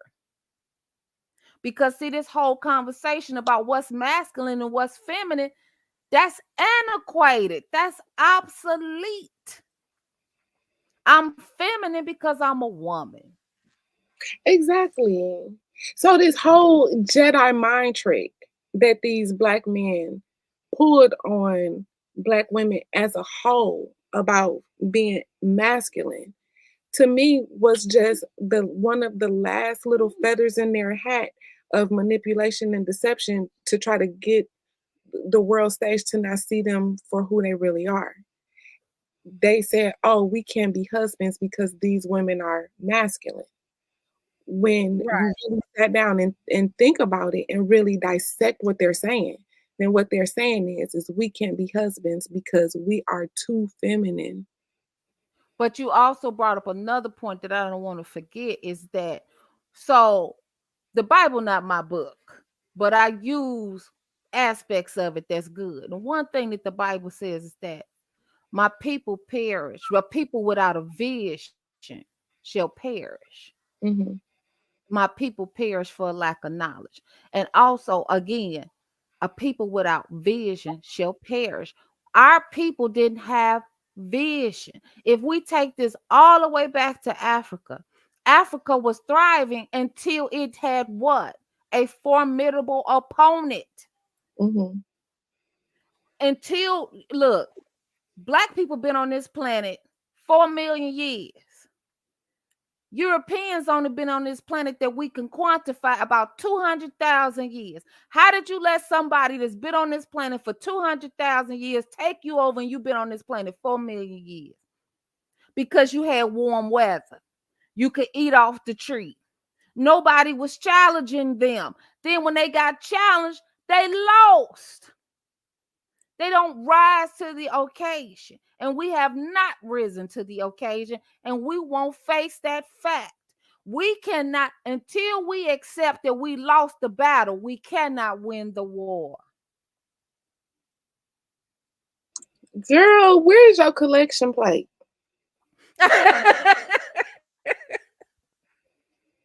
Where is your collection plate? Okay. Am I preaching tonight? You are, but I'm feeling so sad, girl. I'm feeling sadder and sadder and sadder and sadder because the reality is just what it is. And I think that the men and not just African American men, like you said, these are the Caribbean men, these are the men on the continent, period. It seems as if when you brown, African American, African, whatever, I don't Wait, know. hold on. Let me bust in for a minute. When you Mhm. brown, when you are brown, when you anything other than white, Mhm. from the hills of Europe, you Mhm. got a problem on this planet because he understands warfare. And let's look at Brown. Let's look at all these immigrants coming here. You allowed your woman to give birth in the Rio Grande River. You a piss po ass man. To your point about divesting. Go get a Latino. Are you crazy? He's running over here into the United States trying to live in this white man's patriarchy, begging Mhm. him for bread, fighting us for crumbs off the white man's table. Mhm. So how much of a man is he? Mm. Give me a break. Is it a problem with just men, period?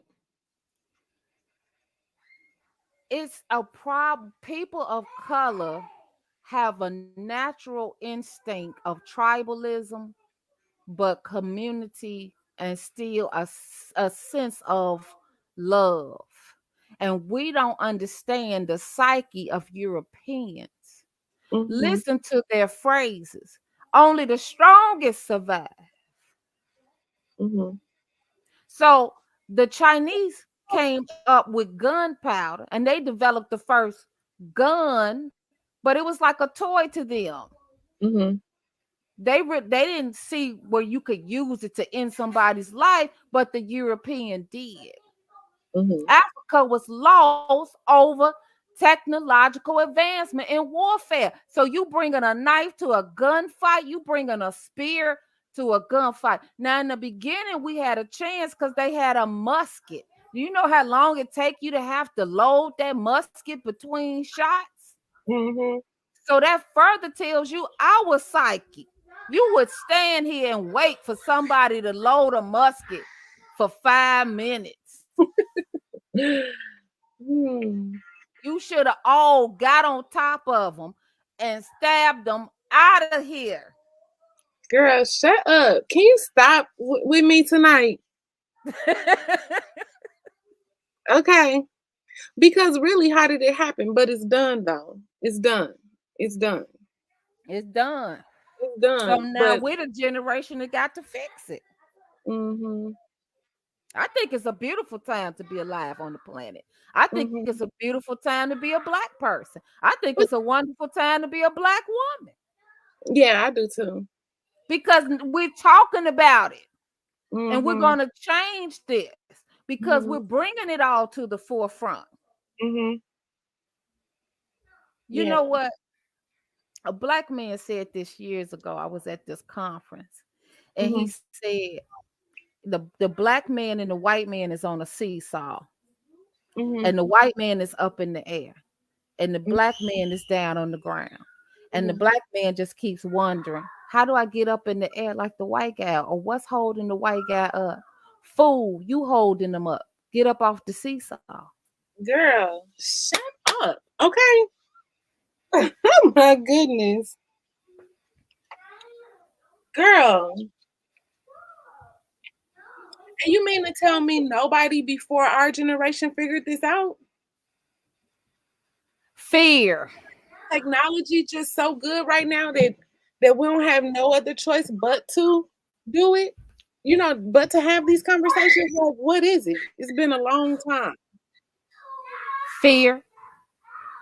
Fear and a lack of vision of what would a black world look like? What does black ownership and leadership look like? And do we have to take on the same model as the European? Do we have to try to eliminate the European physically the way that he tried to eliminate us? And I say, not necessarily. But I'm like Malcolm X. All things is on the table, but people always gloss over the beginning of Malcolm's speech when he talks about by any means necessary. Malcolm didn't say go out and get no gun, your first step. He said come to the table of negotiation. Mhm. And if all negotiations fail, then by any and all means necessary.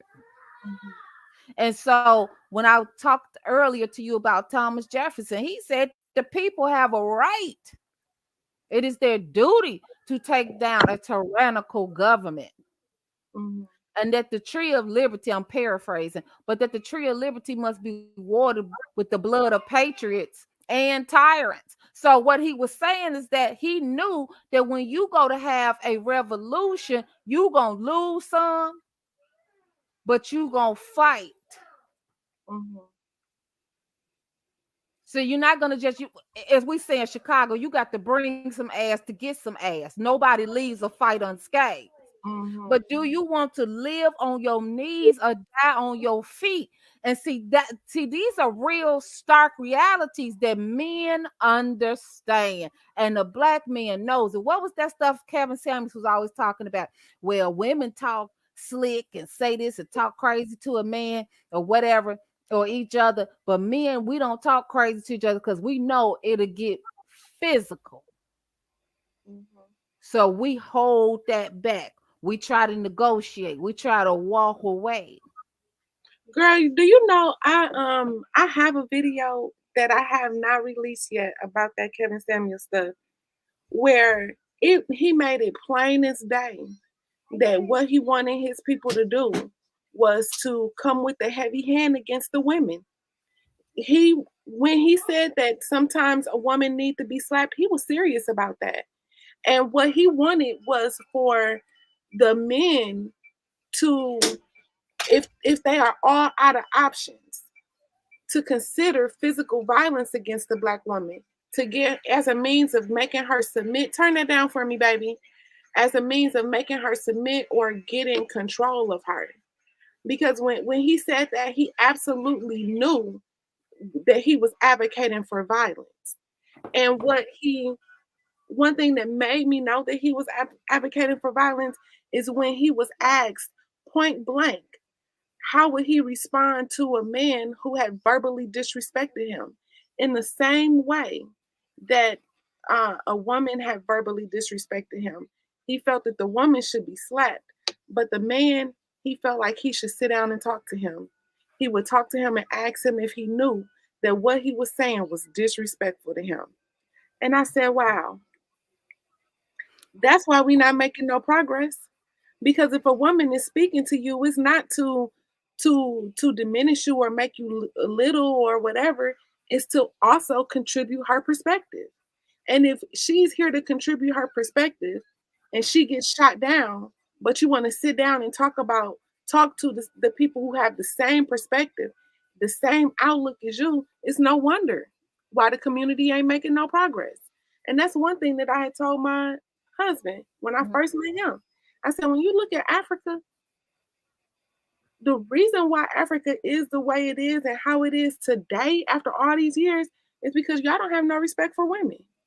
Y'all don't appreciate women leadership. Y'all don't allow women in a place where her voice can be heard, where what she recommends or suggests can actually be reviewed and or acted upon. That's the reason why that entire continent is struggling because of y'all view of women. And that's the reason why I think the black community is struggling too, because of their view of women. Whereas Absolutely. with women, hey, summer baby, girl. When I don't be in the bed with my babies, they just wake up and they find me. If I ain't laying next to them, they need to know where I'm at. Okay. So Okay. now I got two of them up here with me. Okay. And I just lost my train of thought. But yeah. No. So on that train of thought, did you ever look at it like this? You're an American. So you know that the Spaniards were here in this country before the English. Why isn't this a Spaniard ran country? Why did the Spaniards leave? And how were the English able to flourish? So I'm a U.S. history major. So what it says is that the Spaniard women didn't want to come over here with the men. They didn't want to come with the so-called conquistadors. They brought a few came later on, but the English brought their women with them. Their women were willing to come. So when the men went out and was chopping down trees or hunting, the women stayed back at these little cabins, and they were growing food, and then they became apothecaries. So they learned the land and herbs and became midwives. And so they were participating in that, and that supported the man. The white man is fully aware about the value of a woman and what a woman brings to the situation. That's why you got Roe v. Wade losing its federal protection. They couldn't just make no racist statement in this day and age and say, well, black women, we don't care about you. White women, you're going to stop having these abortions because we need more white children. Our population is dwindling. Because they know they cannot reproduce themselves. We as women don't understand our value in the world. You don't have a world without women. I don't want to hear about this seed and all this stuff. Yes, the man is the fertilizer. The woman has the egg. The woman has the uterus. And so when we're talking about submission to who? For what? You don't understand your power, woman. Womb, man. You don't understand your power. I'm not telling women to start abusing men and taking men over. There should be a mutual respect and understanding and cooperation where we work together. But to your point about Kevin Samuels, they can beat up all the black women they want. They can murk all the black women they want. That's not going to change his standing in the world with that white man. We're not his enemy and we're not his problem. The black man? Yes. But why do he see us as the enemy then? Because, you know, they didn't consider us the enemy for a long time. Because we don't want to just let him keep running amok the way he is. We're not doing much about him running amok, but running our mouths. We're fussing. We're at home fussing. And that gets on his nerves because he can't face himself in the mirror. He can't face himself psychologically. He knows he's not a man in the world. And he knows what it would take for him to become one. Huh? So it ain't no secret to them then. It's no secret. They just full of it and be making excuses all day. Yes. Okay. Absolutely. I thought maybe they didn't know or something. And they actually believed this mess. They know that it might take, it may not, but it might take full-blown war. And he is not prepared. He is so far behind the 8 ball when it comes to technological warfare that all he can imagine is complete annihilation. But it can start slow. Number one, if I was Africa, I was no way in hell I would allow the Chinese to come in and colonize my lands again. There's no way in hell. I'd rather eat mud. I'd rather eat mud. Did you say again? This ain't even the first time that it didn't happen over there. You was already colonized by the Europeans, and you only got a small handful of Europeans that have colonized the whole world. Now you got the Chinese coming in doing it too. And then everybody want to talk about in these pro-black spaces where the whole world, like I said earlier, which is true, but it's the context in which they're putting it in, where the whole world needs Africa. Well, if that's the case, why don't Africa realize how Africa have all the minerals, but it can't develop nothing? It doesn't have the tools to develop shit. You got places in Africa that don't have roads, water, electricity. A road in 2023, a road. I watched some white boys on a documentary. They wanted to take some water to some little remote part of some country in Africa, and they couldn't even get the equipment in because they didn't have any roads. They had to go build a road. But your continent got everything. Let you tell it. Your continent got everything that everybody needs. Got all the diamonds, copper, silver, gold, everything, platinum, uranium, everything is there. And it is there. And you don't know how to develop it. Let me tell you what was the sickest thing. They tried to put the white farmers out of South Africa. They put the white farmers out of Zimbabwe. Within 2 years, they had to let the white farmers come back because they don't even know how to grow food in their own land. In their own land. They don't even know how to grow food. Wow. Wow. And all we got on our minds all day and all night, all I hear from these conversations is sex, sex, sex, sex, sex. I'm looking at the men in Chad, Muslim men in Chad, Somalia, Sudan, raping little girls 5, 6, 7 years old. For what? Focus on the wrong thing, girl. Let me go ahead and bring up this okay. All right. I do. This thing. Let's see.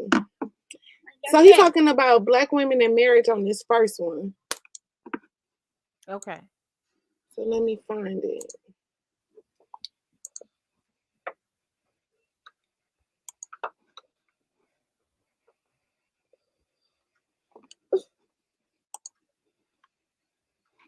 Okay.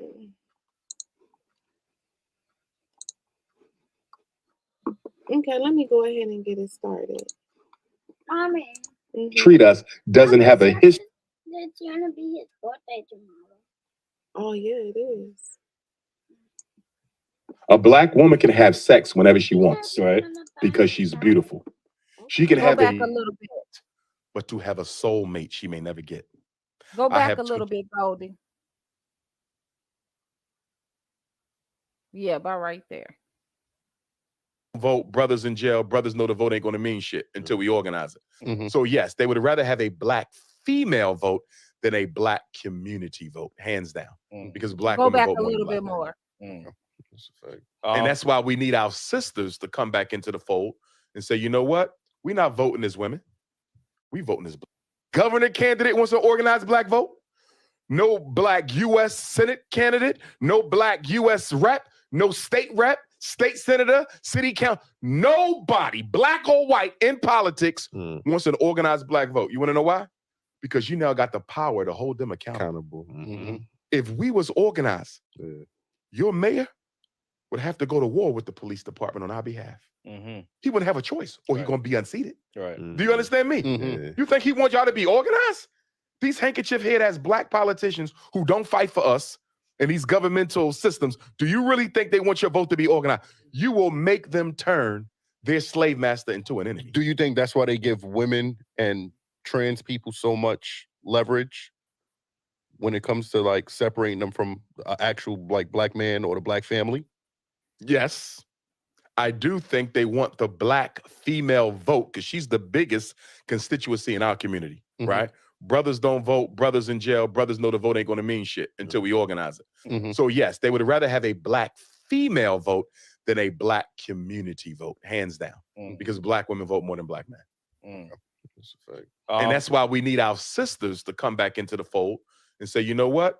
We're not voting as women. We voting as Black people. Stop and we right voting there, with our Gold. men. Do you know how powerful that would be? If Black men and Black women stop the dumb shit on social media and say, See, that's what I was saying to you earlier about the power politically that Black women have. And see, Umar Johnson right here, he's a psychologist. Don't be fooled. He has studied the mind, sociology, and anthropology. And so what he's trying to do right here is He sees the weakness of black men. And where does the power, where can they gain? All of this about garnering power.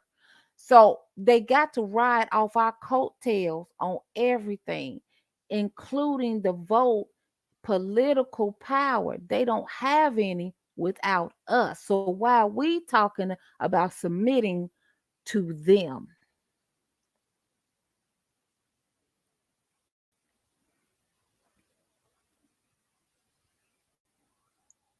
Yeah, okay, I hear you. I'm gonna keep You it. don't hear me. Go ahead. Go ahead. No, I hear you. I hear you. See, when it comes to the politics, though, I feel like we gotta we can't do either of the two options that we have available now. We can't do them. If anything, we can do an independent thing, and if we wanted to galvanize as a community, it needs to be independently. Mhm. Like an independent candidate or an Yeah. independent voting or something. But we can't take either two of those options that's available because those options have been available for decades. But it's like it is it's still them saying, these are your two options. Neither one of them are gonna work for you. Oh, I Fully. see what you're saying. Yeah, yeah. They two wings of the same bird, Republicans and Democrats. They shake Exactly. hands. Exactly. And they've been around all this time that we've been trying to figure out who we are and what we're gonna do and how we gonna do it. They've been Right. around all this time, watching and knowing and seeing and tricking and playing in our face the whole time. Tell So it. talk about something new, like a new black party, a new black focus or direction or something like that. It has to be with the new political party. It But can't be but with before you cue the video back up, let me say this part about politics and us. Mhm. Again, black men need to come meet us at the table of negotiation because we hold the power. They don't have any money, we do. Mhm. So how do you pay, how you gonna run ads about this black party or who we're going to support or who we're not going to support or if we're going to hold our vote? Black women will be funding all of this. Umar Johnson is well aware of this because most of his donors is black women.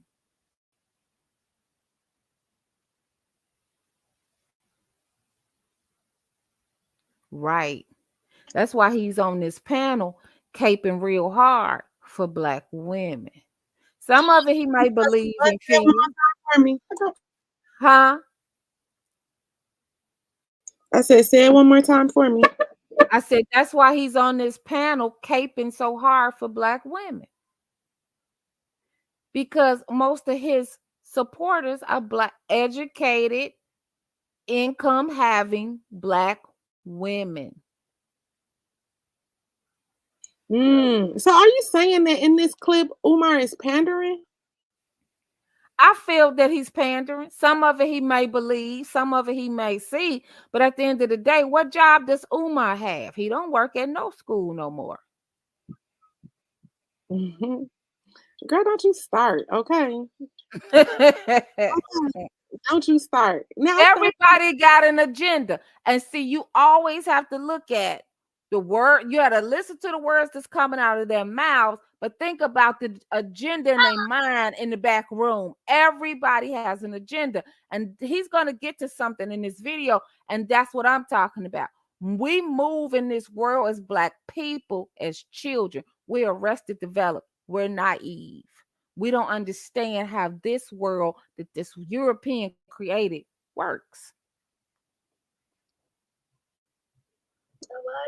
okay. Now, I think that might have been some of the past criticisms about Umar is that he talk a good game. You know, Mm-hmm. he talk a good game because he is intelligent and he is well read and he does know what he's talking about.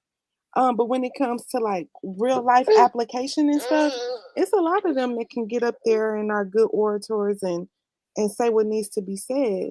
But when we talking about galvanizing their demographic and like kind of shifting um things as they are now. And it's like, when and where and who gonna do it, and let's get it done.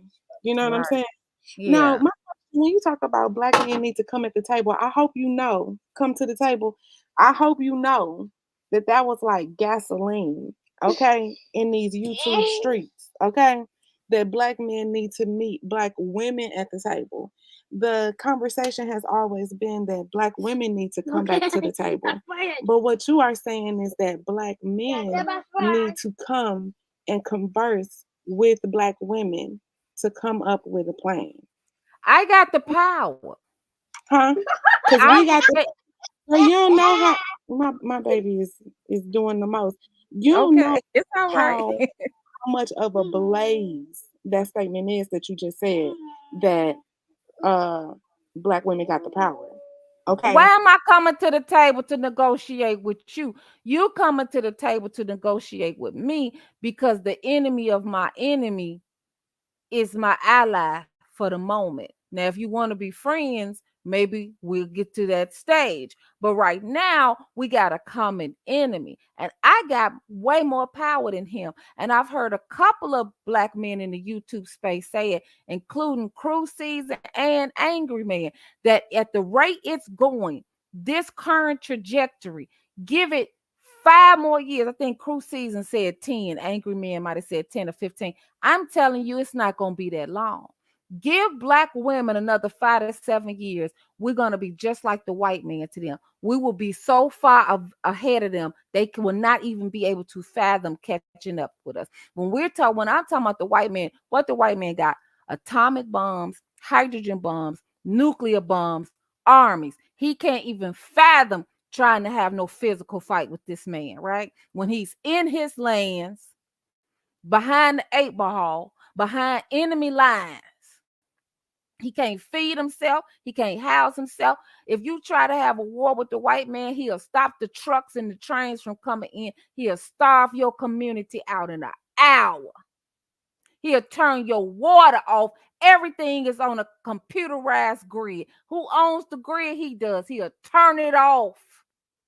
And when your baby start crying because they thirsty and they hungry, you will say, I'm sorry, Daddy, I'm sorry.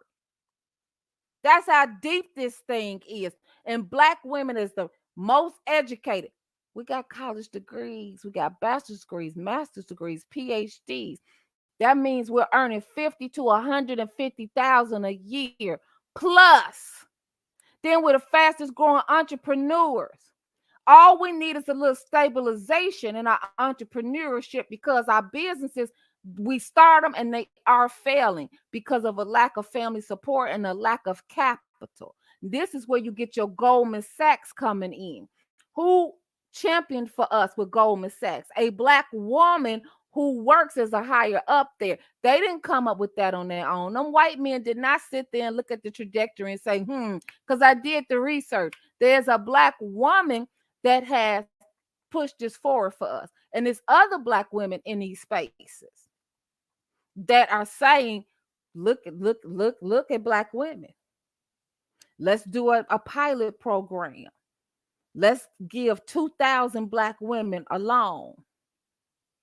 And let's see how many default on the loan. No black women defaulted on the loan. So that was their test run to say, okay, this could work. And you got about 4 or 5 of these programs. They just keep talking about the Goldman Sachs, though. You give black women 7 years, this thing gonna bust wide open. Where you're gonna have a big black female upper middle, and upper class income of people. We're the fastest growing new homeowners, single black women. These men are reading on a 3rd and 4th grade level. Give it 7 years. Now, whose fault is it? Can we talk about fault right here real quick? But why are you saying the word fault? Is that a bad thing? Yeah. What fault? Yeah, because you're saying whose fault is it? So go ahead. You know, because I'm just using the language that they be using. Okay. So when we say whose fault it is about black boys not being able to read beyond third grade, where does the responsibility lie, in your opinion? It lies with the mother and the father to me. And the father. So And the what if father. the father isn't living at the home and the mother won't allow him to see the boy and he just sitting there growing older and not knowing how to read? One thing, so I agree with Umar when he says that black women are the leaders of the community. However, imperfectly she has led. We have led imperfectly because we have not had vision and we have not been clear about our history in this country and where we were going moving forward. We've still been trying to reach back for him. We've had one foot in, one foot out. We've like, okay, I got to get education, right? Because everything's a domino effect. One thing affects the other. So because we did not have men to protect us, we looked at the institutions in this country, myself included, and said, where can I go? Well, I can either go to college or I can go to the penitentiary. As a black woman, I said, I can either go to college or I can go to penitentiary. I said, I'm going to go to the penitentiary. That institution saved my life. Saved my life on these streets, South Side streets of Chicago. So, but we were pressed to do it because we did not have a male group to fall back on to help us with the bills or this or that. But in doing that, we left our children to raise themselves. We talk at our children, we don't talk to our children. And we bought into this system of this idea of free time, right? And so it's been all about us. Well, I went to school and I got my bachelor's, my master's, my job, my whatever. And then I sent my child to public school or I sent my child to private school. So we're throwing money at our children sometimes, but we're not feeding into our children's souls. This is my house. You don't pay no bills here. You can't tell me we need to change some of them old antiquated plantation ideas that we have as black women too. Why don't the children have a voice in the household? Why isn't it their home too? What else are we living for if not our children? Why are we putting them out at 18? That's craziness. Go ahead. I know, right? But you know, I think that things are changing for mothers of our generation. I've never seen so many black women. See, one thing they always say that we don't do this, but one thing black women do is we hold ourselves accountable. Now that doesn't mean that all black women are gonna make the decisions that we know would be the best decision, but a lot of us may make a decision that might not be the best, but we know that we're gonna stick with the consequences until we get to the other side of it. Right. We don't necessarily blame anybody for it either. We just go through the fire, Right. we get through it, and when it's done, and our performance is what it was, but we stuck in the fight. When I think about who's at fault, if we want to use a remedial word like fault, when it comes to a child not learning a life skill like reading, I'm blaming not only the person that the child lives with, if this child is a product of a single parent home, but I'm also blaming the one that's not there. And I don't see how a lot of men have absolved themselves of the responsibility of caring for their own children, even educationally. Maybe you don't have the money. Maybe you don't have the resources or the opportunities to get that gainful employment, but you have time to sit down with your baby and make sure that they can read those first and second and third grade words that you can also read yourself. Right. You know, so a lot of times we have these conversations that are like circular in our community, and they always say, well, they raising these kids and they can't read. But we also got to think about the people who is not there raising them at all. Absolutely. Really, like, that's a huge gaping hole. It is an absence there. That's And right. I never thought that Black men were as what's the word? They were as Mr. Beast irresponsible as they are until I came to this YouTube space and heard Black men blame the mothers that are also working, taking care of other kids, and caring for a household for their son that they haven't seen in You're years. blaming the person who submitted to you. This is what Black woman, female to male submission looks like. That's what she got out of her submission. That's what she got. I mean, that's what she got out of her submission, and she submitted to him. Look, one thing I agree with that I've heard said: most of us want a mate. I don't know about no husband. I don't want that title. I don't want to be married. Girl, However, they used to that husband carried over our head, didn't they? yes. Until we found out, okay? Until we found out that they can keep it, okay? They can keep it, but I know that we still want a soulmate. We want that person to share our life with. We want that person to love. We want to be loved by somebody. We want that commitment. And so that is the thing of it. You're talking about being present.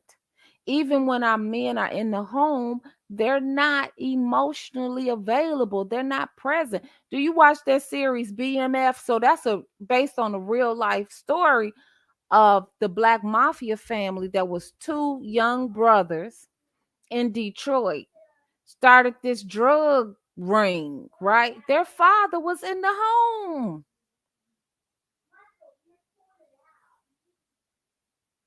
Not while a strong man was in the home. Yeah, strong Black man. What, girl? I mean, are you serious about that? Because it's been a lot of fathers in the homes. Yeah, while strong Black man was in the home. You say it's been a lot of fathers in the home. Yes, what was daddy doing? What was daddy doing? What was he doing? And because see, that's another thing that they don't talk about. A lot of these guys who are obviously unemployed on these YouTube streets be sitting here talking about a positive father figure in the house. Well, look at Austin Hollerman, the little dude that went to Brazil. Yep, I know who he is.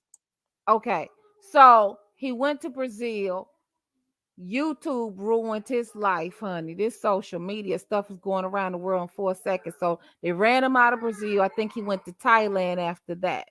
They ran him out of Thailand. Now he is taking his dusty passport and his degeneracy to Uganda. Girl, you know that ain't nothing but O'Shea.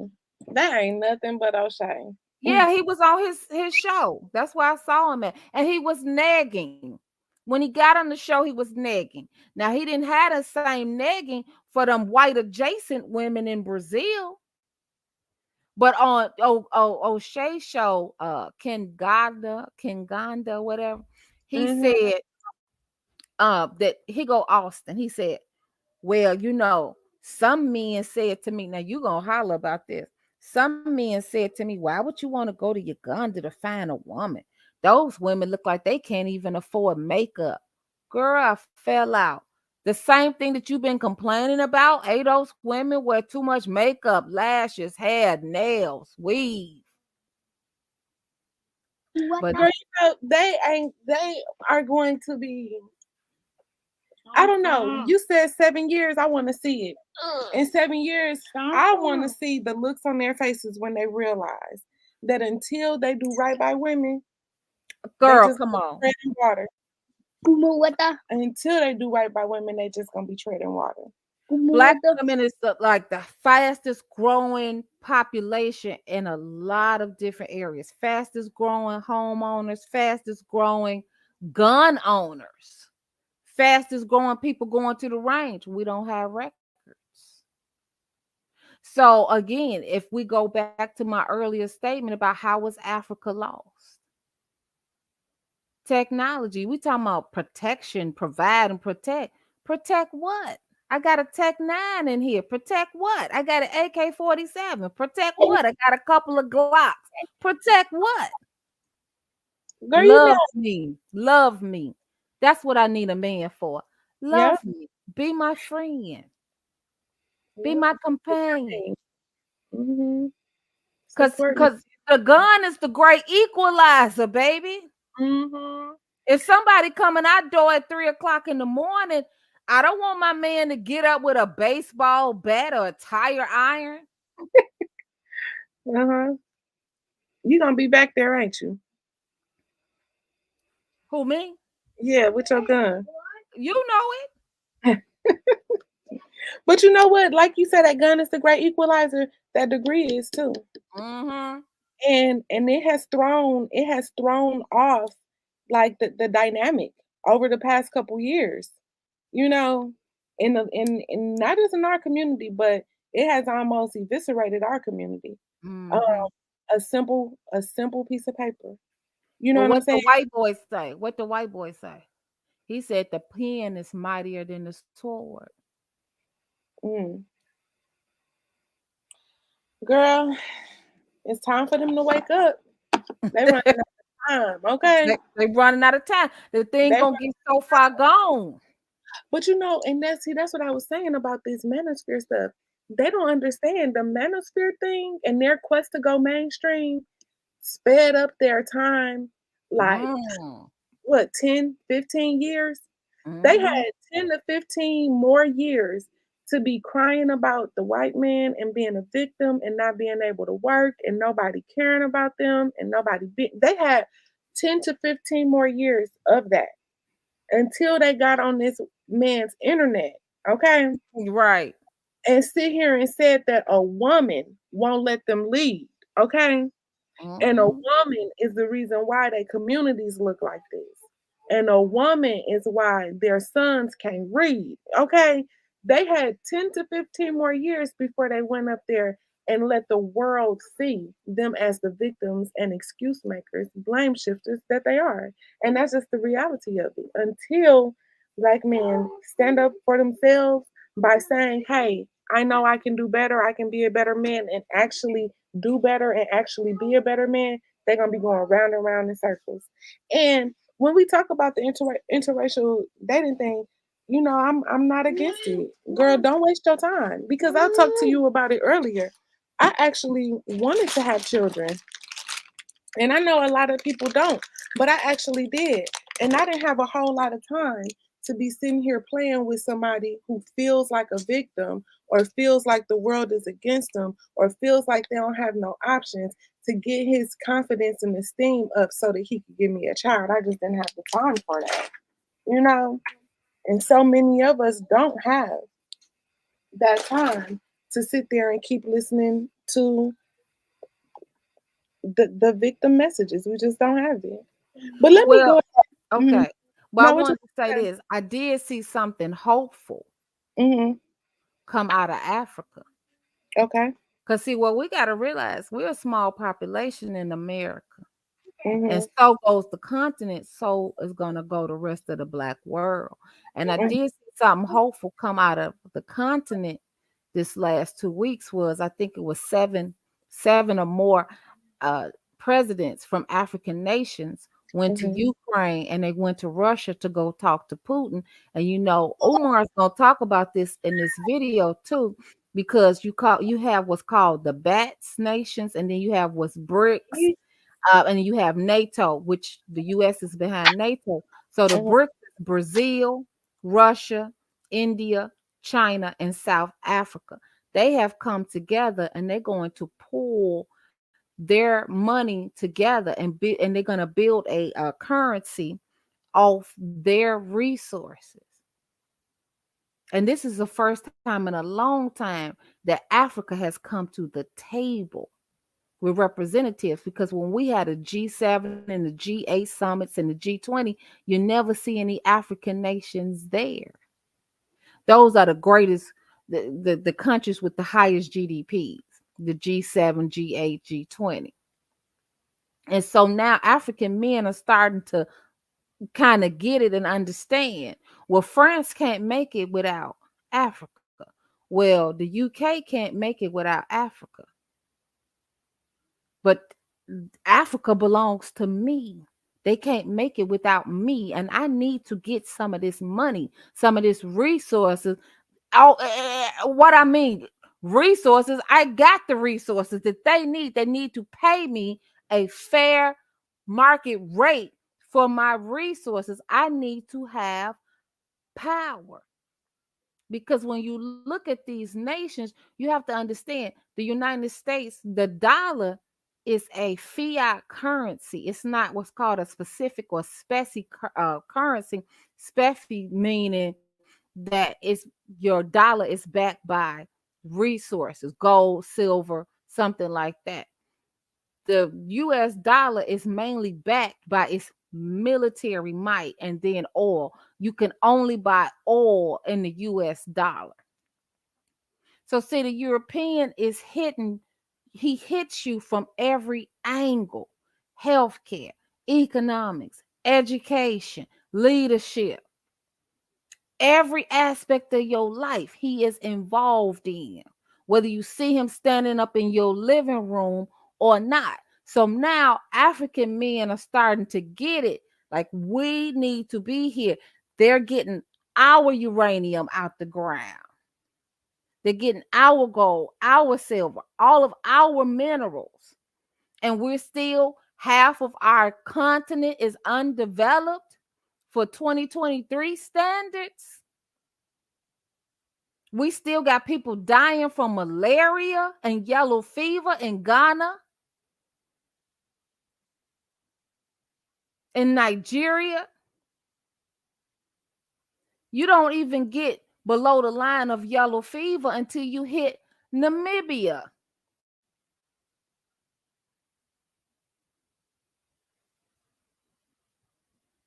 And so what are ADOS men going to do to begin to have a seat at the table? And so, yes, the U.S. owes us reparations, but we should be good with or without them if we change our mindset and get us some vision. So do you think we already have a substantial black male leadership politically, economically? No. You don't think so? With the, like, for example, Dr. Umar, I'm just looking at him on our screen. You don't think that he would be considered as like a viable black leader? No. Because to me, a lot of his thoughts are still antiquated and in the Stone Age. First of all, he could have been had a school with the amount of money that he has. He's egotistical, narcissistic, megalomaniac, the prince of Pan-Africanism, self-proclaimed. He could have had an online school years ago. Why Umar not even teaching classes on YouTube? Khan Academy is on YouTube. He could have been doing that and then still pulling his money from his online school if he still wanted a brick and mortar school too. But because he's got to be the chief and the Indians, he's like a hamster on a wheel chasing his own tail. And then now you got people that would have supported him, don't believe in him, and think he's a scam artist. Okay. So we need new black leadership. We need new black leadership. We need some new thoughts. And we need to have a black town hall meeting without cameras. We need to have a black town hall meeting and keep coming together and hashing stuff out. And then we got to give ourselves a deadline. We're going to come and talk for a year. And after this year, we should have a plan in place and start to move forward. We think everything's supposed to be perfect. Nothing's going to be perfect when you're starting off. A lot of this shit will be trial and error, and it is okay to fail. You will learn from your failures. Harvard started in a motherfucking barn, and they made it grow. We got to have vision. So who am I supposed to be mad at? The European, because the European have vision for his people? Or should I be mad at the Africans that I come from because they didn't have no motherfucking vision for me?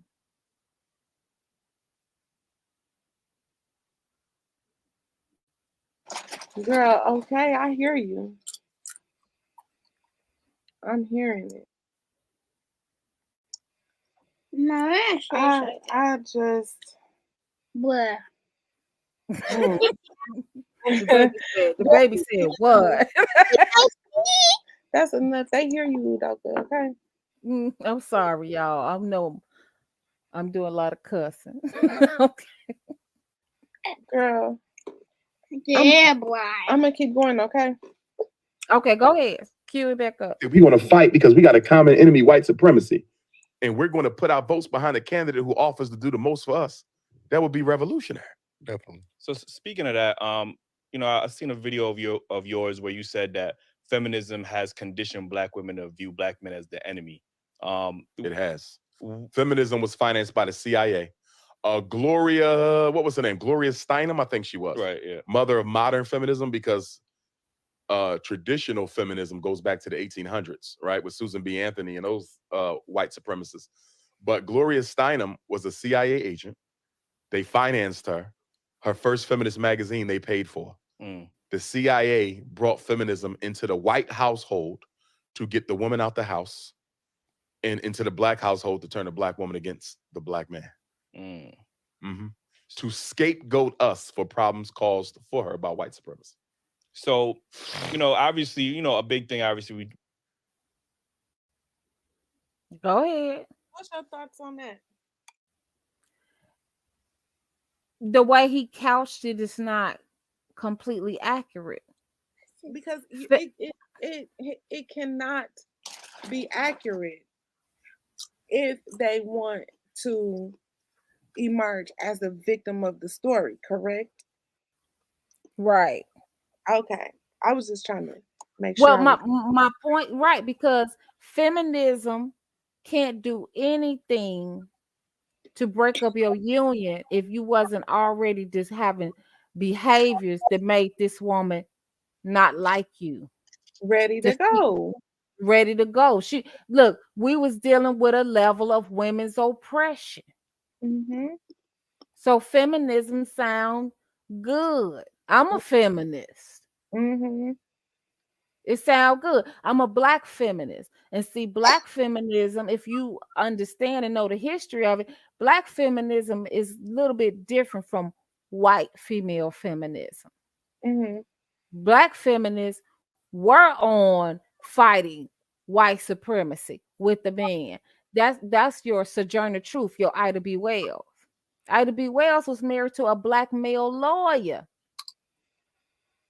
So let me say this real quick. And see, we sit here and we listen to somebody like Umar Johnson. This man got 6 college degrees.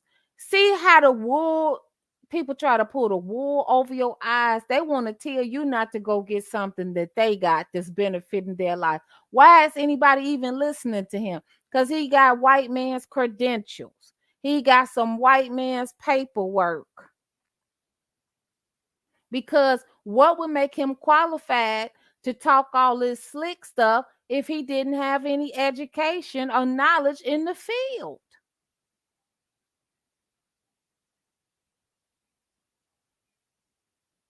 Girl, that's right. That is right.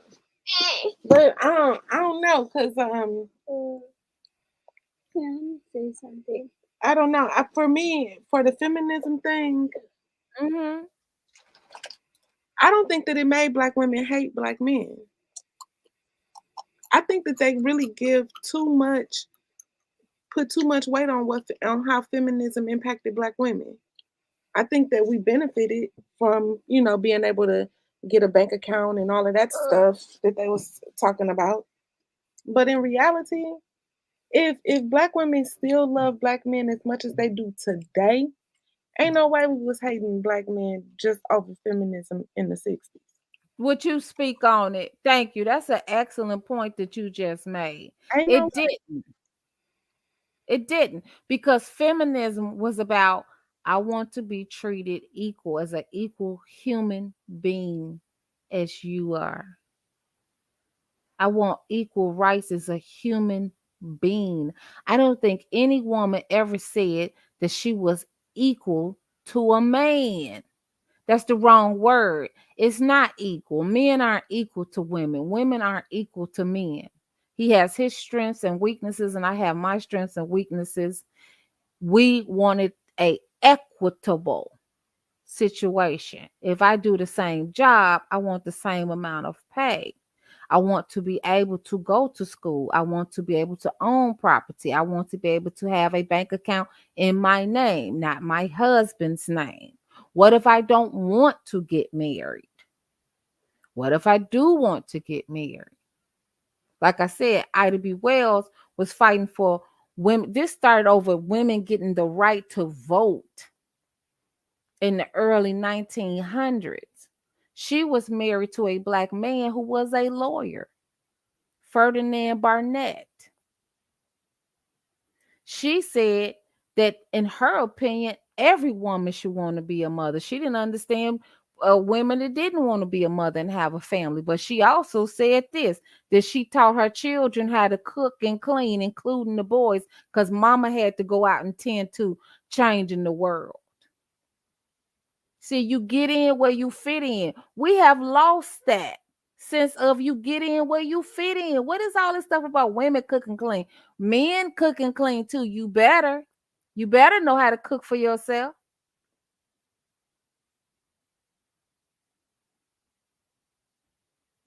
I think in today's time, men are using that cooking and cleaning thing as it's a derogatory statement. Whenever they bring up cooking and cleaning, it's in such a dismissive and derogatory way. I really think that they use that as a jab against the women, because, like you said, that is a human skill. You should know how to Yes. cook, how to clean. Ain't no reason why a woman should be in charge of that. But the first Right. thing a man wants to say that when he wants to discredit a woman is that she don't cook or she don't clean. I mean, look. Mm-hmm. But you got me going 50-50, and I'm out here working. I'm tired when I get home, just like you. Why should she have to cook 3 times a day, 7 days a week? Like, aren't you out your rabbit ass mind? Mm-hmm. Yeah.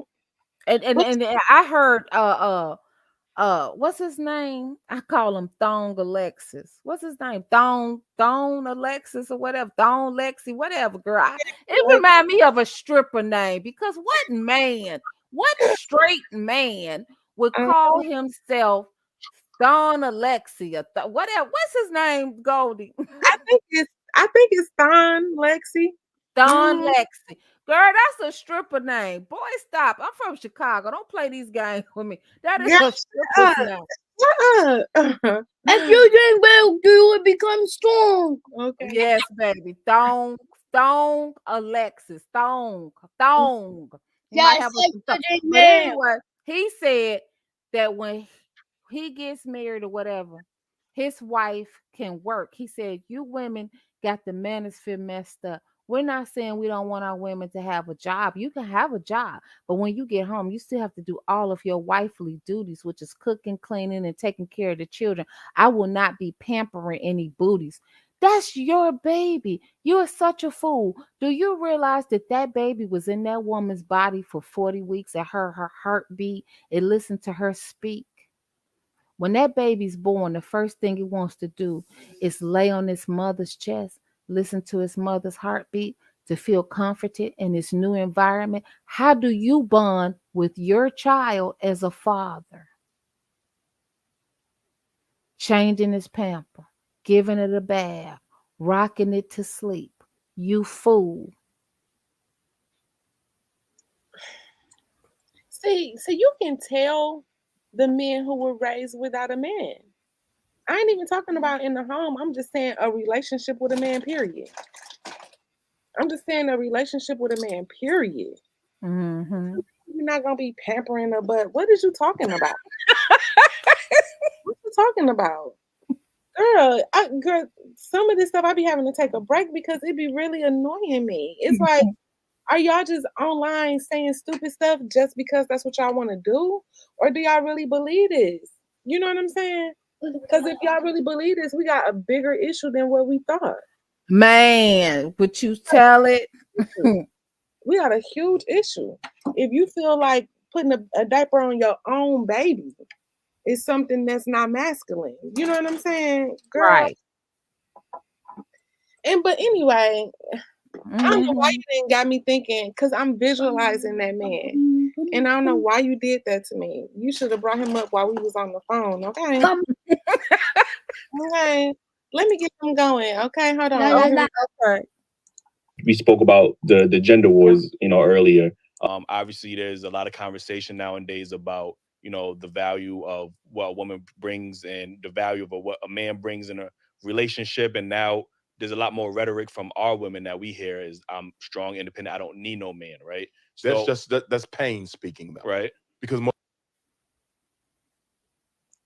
Now, let me pause and then I'm gonna get back going. But do we really be out here saying we don't need no man? I think Yeah. You don't hear it? Huh? You don't hear us saying that? You be here. We be saying that? Yes. We be saying that. I know that the boomers said it. I know the boomers said it, and them older Gen Xers said it. I don't need no man. Us, girl. I'm talking about us. I don't hear us in the space saying I don't need a man. Yeah, because so if you don't hear it, let's just say it's not being said today, then this is something else that was said 20 years ago. Some antiquated stuff. Okay. But I think what that but the points that they're missing is that men are masculine and feminine. Everybody on this planet has a masculine and a feminine side to them. And one is just a little bit more dominant than the other. But you have to, a father should be, what is a father? What is a husband? A husband should be nurturing. A husband should be kind. A father should be kind, loving, caring, attentive, emotionally attentive. Not just money. Your children want your time. Your wife or your woman, she wants your time. She wants to be able to lay her head on your shoulder. She wants to be able to come sit on your lap. She wants you to hold her all night. That takes nurture. That takes care. So are you less of a man because you held your woman all night? Because you listened to her cry about what's going on at work? Did I ever tell you, Goldie, that I got called a nigger at work? And the things that we go through on these jobs that they seem to think that the white man just gave to us. Ain't nobody gave me nothing but my grandparents. And they've been dead since I was 16.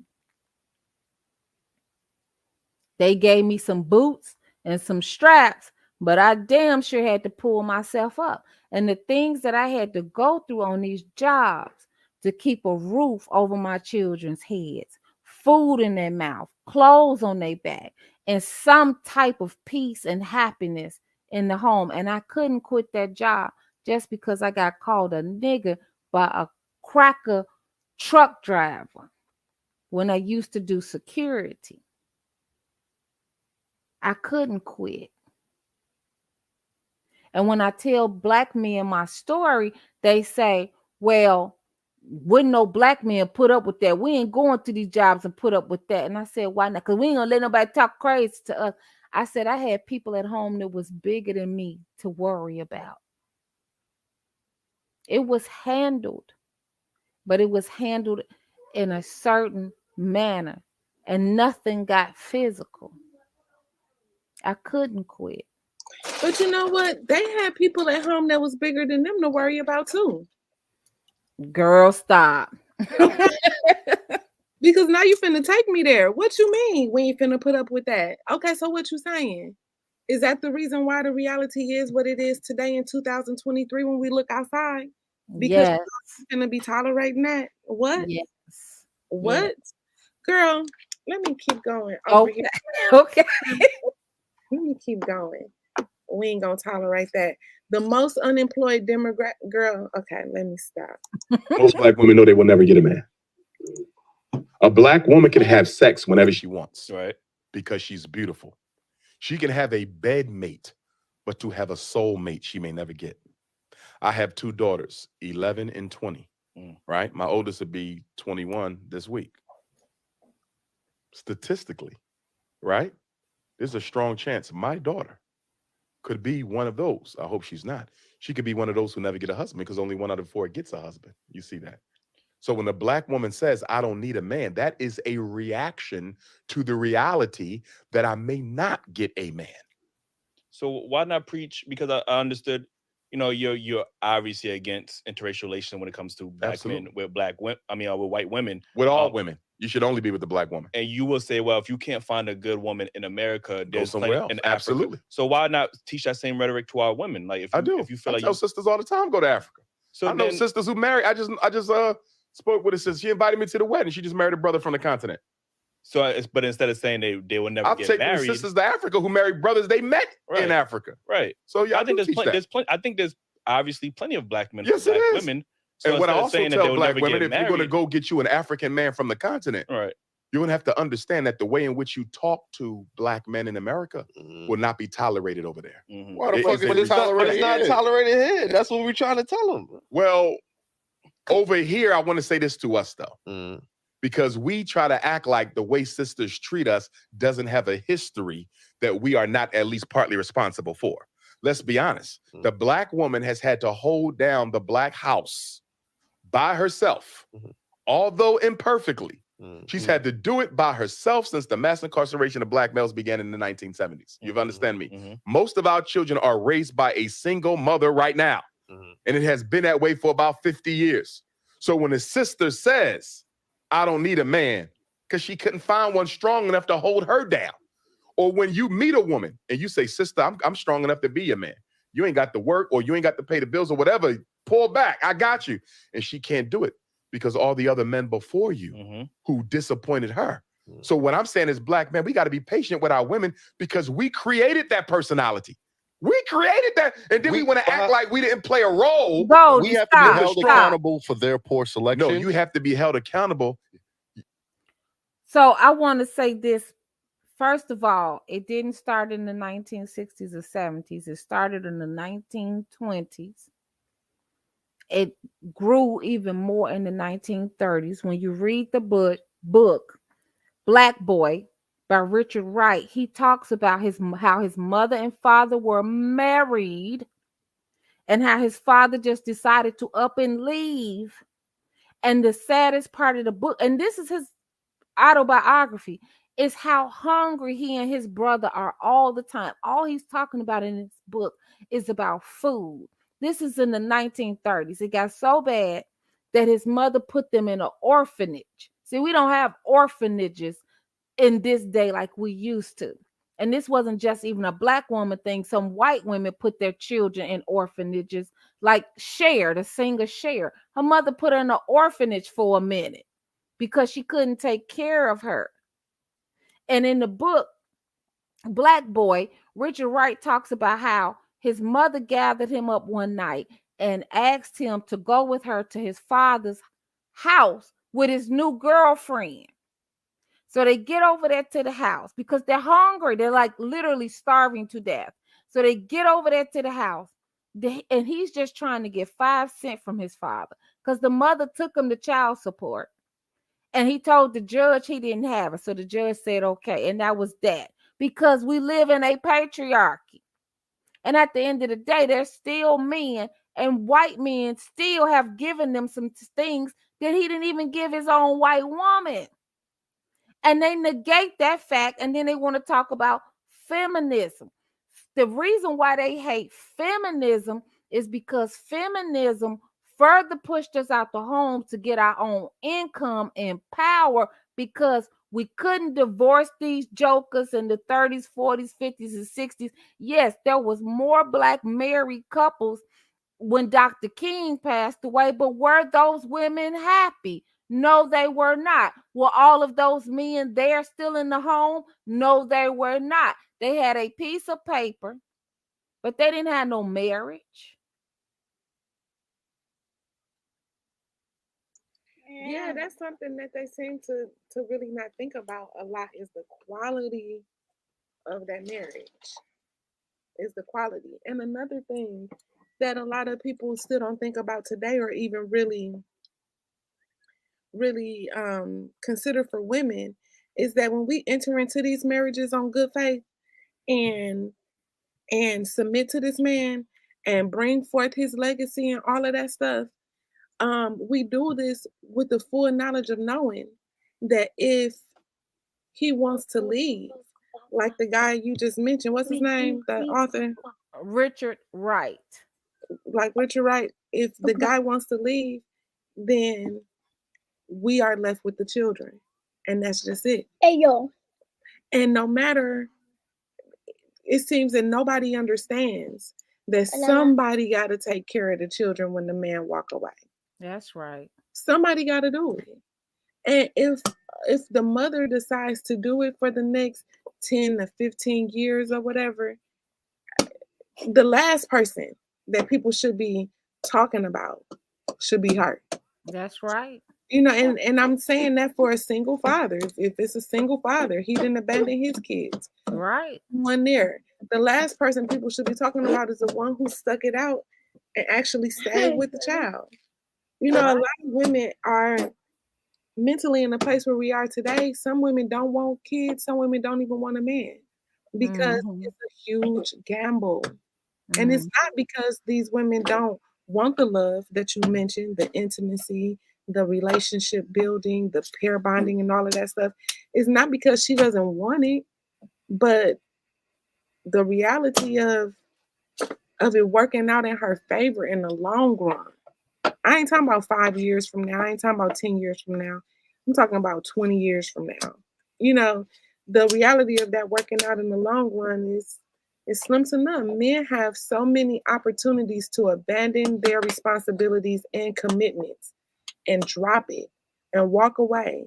And the community, not the Black community, but the community as a whole, just accepts them in and says, oh, well, you tried. Now, I'm thinking about Derek Jackson, and it's another one that just happened recently. Derek Jackson and DC Young Fly. Ooh. I have my ideas that I want to do all these videos, and I never do them. Stop. And I never do these videos.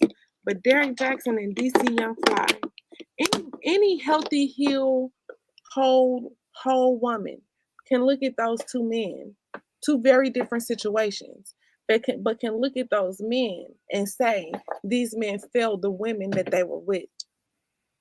But if you pay attention to what was said all on the internet during those times, during when they did the divorce and all of that, and Jackie O had just passed, everybody was like, oh, look at those guys, such good guys. Oh, you know, they still had options for dating. Stop. They still had options for dating, and women were interested in dating them, seeing exactly what they had done to another woman right in front of their face. Men are able to dog women out. Right, because I don't look, I'm about to say something real controversial. I don't think Black women are strong. Where did we even get this trope from about the strong Black woman? I don't see too many strong Black women. I see Black women that's surviving but not thriving. You're not strong anytime you keep allowing somebody to use you, misuse you, and abuse you. And the problem is women are too thirsty for a man across the board because we emotionally weak in a way. because we think a man makes us whole. But if we get down in our soul and put some steel in our backbone and our spine, we'll say, look, if I get a man and I get a husband, I get a mate, great. And if I don't, that's great too. Until we can stand on that principle as Black women and women in general, we're going to keep ending up in this situation. Because if you just saw him dog Jackie O out and you saw him dog Danae Jackson out, we always think we the next hot young thing too. I don't care how old you are. We always think our hot box is the best. Well, he ain't gonna treat me like that. What make you think that? He got a track record of doing this. This is resume.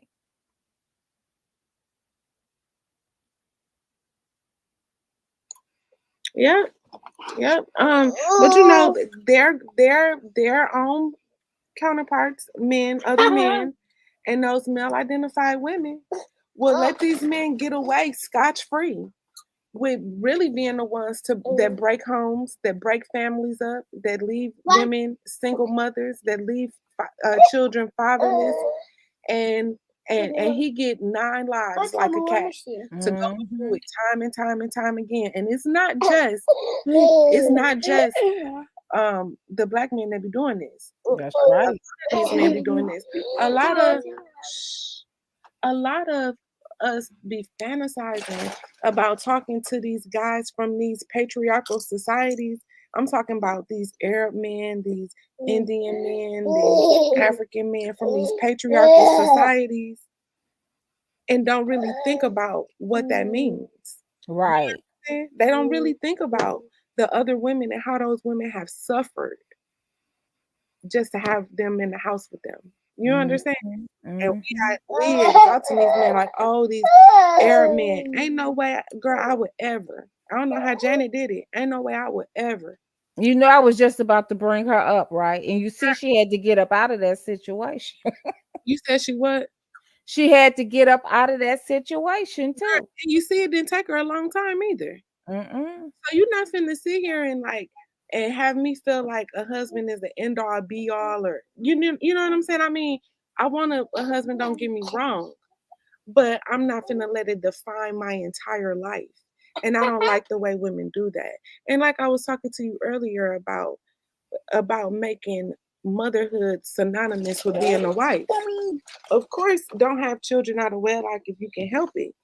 But when them children 20 years old and the husband that you had long gone anyway, does it even matter? No, that's why I'm saying, like, does it even matter? I don't want the paperwork no more. I had the paperwork before. I don't care nothing about the paperwork. Because then when you understand what the paperwork means, what it entails.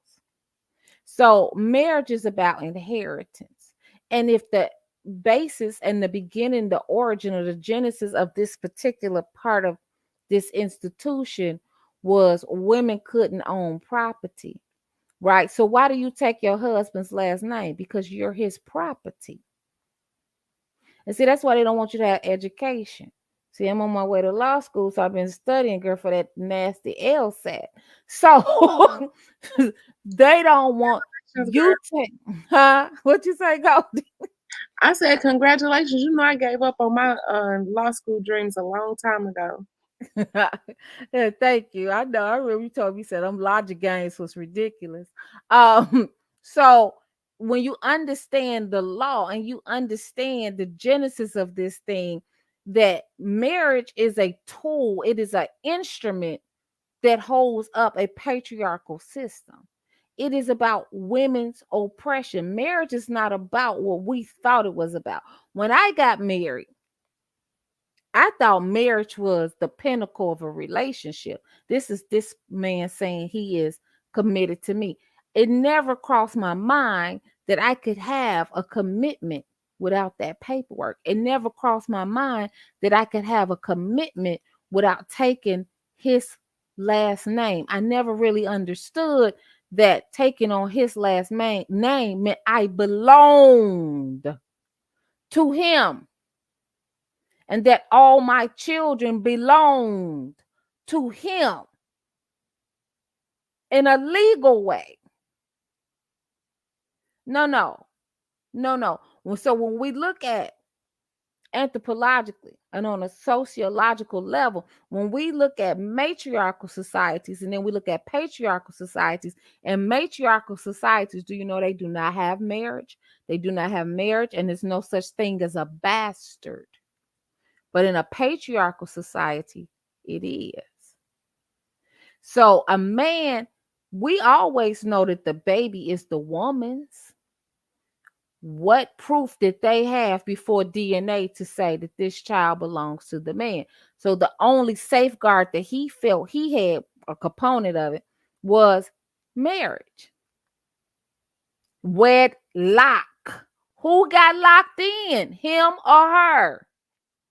We had chastity belts where women had iron shit around their waist with an actual key so that she couldn't have sex with nobody else. What else did we also have? Well, in Africa, we got genital mutilation where they're chopping up little girls' clitorises so that they won't have. So in these men's minds, sexual desires for a man or somebody or blah, blah, blah. And they are actually ruining these little girls' lives. This is about your sexual repression while he go out and have sex with everybody in the town, everybody in the village, everybody in the city. Yeah, it's their world, definitely. Right? Definitely. So when somebody come to me with some excuse making, some blame shifting, some victimizing, no, you not. No, you not. When I can't even look twice at a man without being called a HOE for the rest of my entire life, no, you ain't. Okay. And you didn't even got other male identified women to keep me in my place. Okay. Tell it. To keep me out of certain areas because I didn't behave in a way that they found acceptable. No, you won't. Okay. And make yourself a victim of anything. Okay. Because we all are living under the rules and regulations that y'all set. But one thing, give it back. But one thing I agree with you on is that as Black women collectively,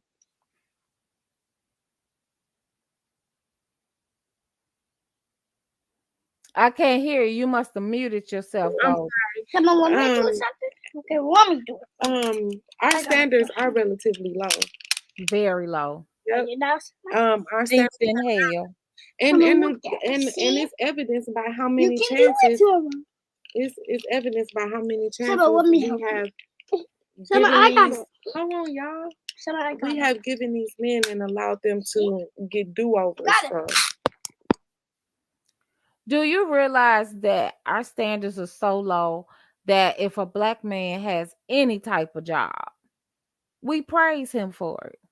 If he can you hear me? Or am I boring out again? No, it's these kids, girl. Okay. If a Black man is working at Amazon, we act like he is the president of the United States. If a Black man got a job at the grocery store, we act like we ought to kiss his feet. If he has any type of job, if he work at McDonald's, we act like we ought to bow down, honey, and kiss him like he is the king of Zamunda. It's ridiculous. How do you babysit your own children? I know you have heard that before.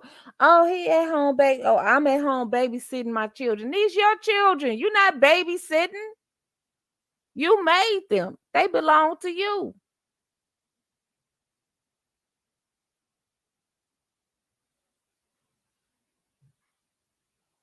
So it's just ridiculous, but again, we as Black women, we have to continue to check ourselves. We have to continue to hold ourselves accountable. We have to continue to be able to look at ourselves in the mirror and see our accomplishments and our failures, and then fix the failures.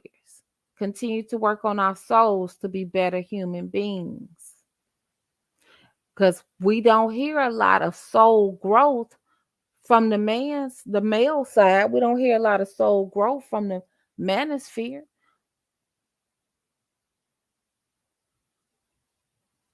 Goldie, you're muted.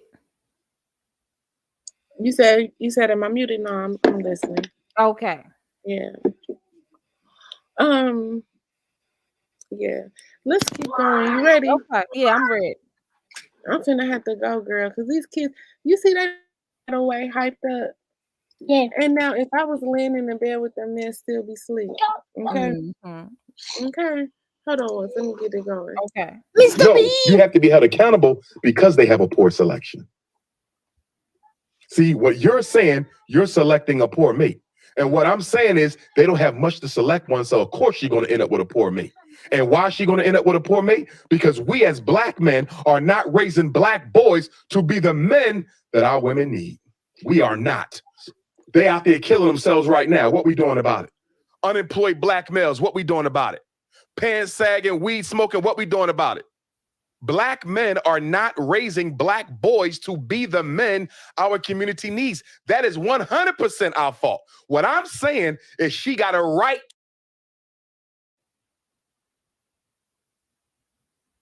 Go ahead, Goldie.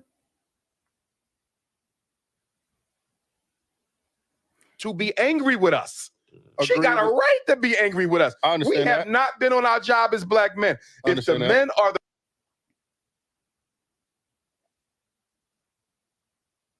Go ahead, Goldie. You stop it. providers, what have we been providing for our community? I'm not speaking you individually. Yes. Because you may be a damn good father. You may be a damn good father. You may be a damn good father. But guess what? What are we doing for the community? What are we doing for the children who don't have a father? You don't think the black woman got a right to be angry when she's been raising 2/3 of the kids by herself for 50 years? And the minute she raised her voice, we say she's not humble enough. She had to become masculine to survive the rape, the molestation, the domestic abuse. Are you women and taking care of our women? Do you think she would be like that? That personality has a history. If she's picking Pookie and Ray Ray instead of you're making her a scapegoat. No, she's picking a scapegoat. No. There's good quality men that they ignore. Why she even got it? Why is there even a Pookie in the selection?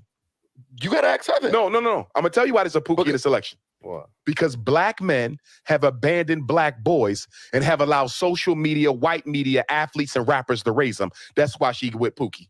If we never allow Pookie to develop, she would not have a Pookie. If we're going to be men, the first thing we got to do is take responsibility for why our women feel the way they feel. I can hear that. What you think? He's absolutely correct. Can you hear me? Have I been borging out lately? No, you've been good. Okay. He is absolutely correct. And this whole thing about where you can't go to a brother from the continent and talk to him the way you talk to us over here. First of all, I feel that women shouldn't talk to men in a disrespectful way because you just don't disrespect another human. You treat people how you want to be treated. But what we have to understand that healing needs to go on. Black women have PTSD. We have anxiety. We have depression. And we do a lot of yelling and screaming because we don't get downtime. We don't get to relax. It's like we're constantly in a state of fight or flight. Constantly. We're born in this condition. We're raised in this condition. We get a relationship or a marriage in this condition. And so it's not about, and then black women have to understand too. Yes, the gun is the great equalizer, but I don't know what state you in, if you got it on you all the time. That man has the ability to break your jaw and end your life on sight. So why are you approaching him that way? And it's not that deep. It's not that serious. Like, we don't have to get our point across all the time at all times. There's times that we can fall back. See, I'm here to look at it from both sides. But they want this this false sense of respect. So if she's quiet, she respects me. If she cooked 3 times a day, she respects me. She can cook 3 times a day. House could be so clean. Was they used to say you could eat off the floor. Children bathed up, greased up, honey. All that, everything, toys put away. She could be quiet, honey, as a mouse. And fucking everybody on the block. Men are crazy to me that way. I want to see. I want some stuff of substance. Substance. I don't need performative love. See, they talking about performative, superficial shit. But see, this is an example. These guys sitting right here, these guys are an example of what the men who left the homes produced. Tell it. These men are an example of that. Look at them. Look at them. Do these? I wouldn't date them. They look like Pookie and Ray Ray to me. Huh? They look like Pookie and Ray Ray to me. I wouldn't date them. See, they made us think, or the manosphere led out with this Pookie Ray Ray narrative and made it like it's the thug, like the pants sagging thug. But they would be surprised to know how many of them actually fit in the Pookie and Ray Ray category.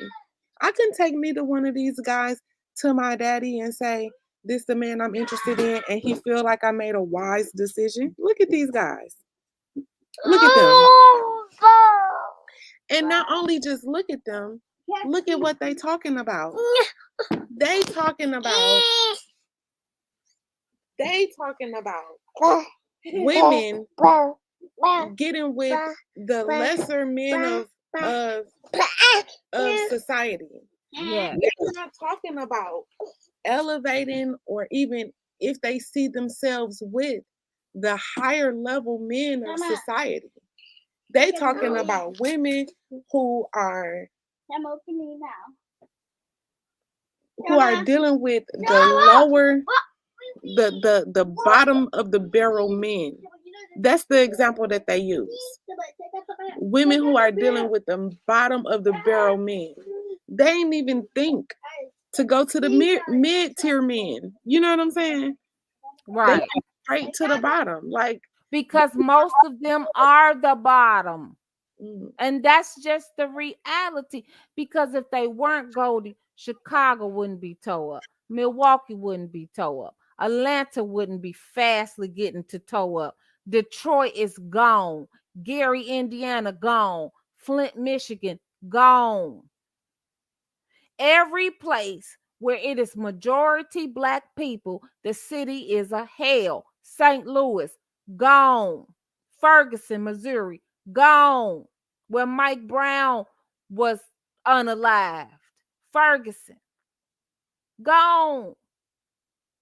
What does it take for you to go out into your community and pick the paper and trash up off the streets? Nothing. What does it take you to stand on the corner and say, don't you drop that on the streets? What does it take you to go to Home Depot and get some garbage cans, or figure out how to get some garbage cans and put them on the curb? What does it take you to stand outside and watch the kids get on the school bus, or help walk the kids to school so that they don't get shot, hurt, assaulted, raped, kidnapped? Nothing. It don't take nothing from you to do that. You ain't got to sleep with this woman. You don't have to be her man, or none of that.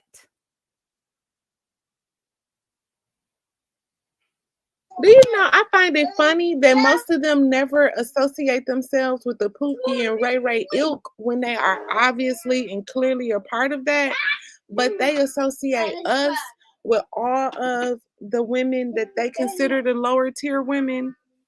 Like, I want us, girl, I got so many streams for us. Okay, so get ready for me. Okay. I wanted us to talk about that Sukihana thing.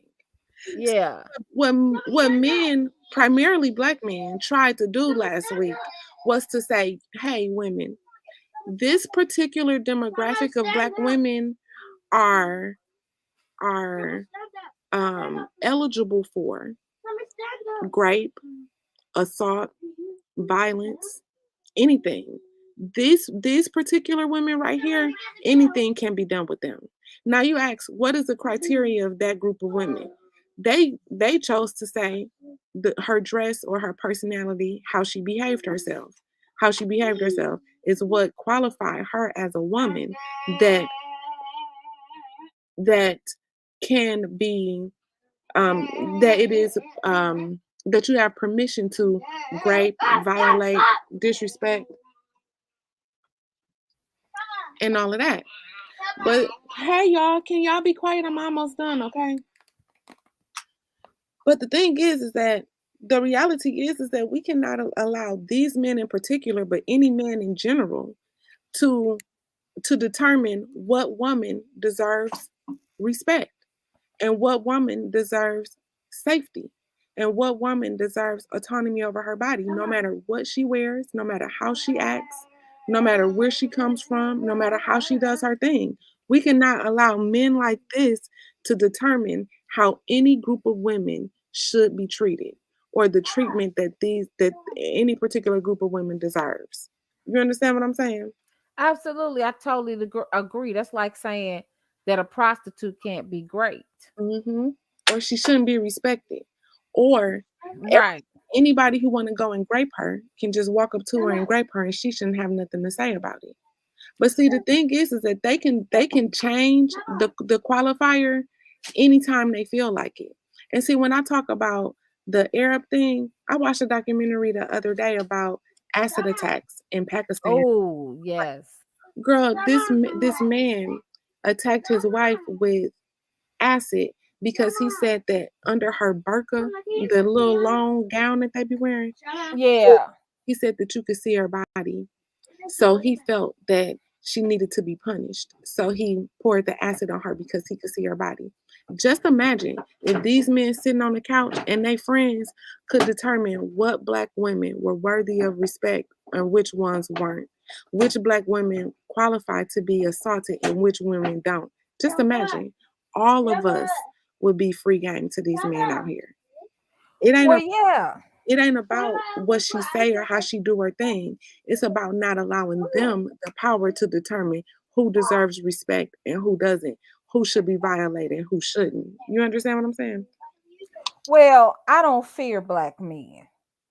Now, on an individual basis, I may have some concern because, like I said, if I can't get to my firearm fast enough, I might have a problem on my hands on the individual basis.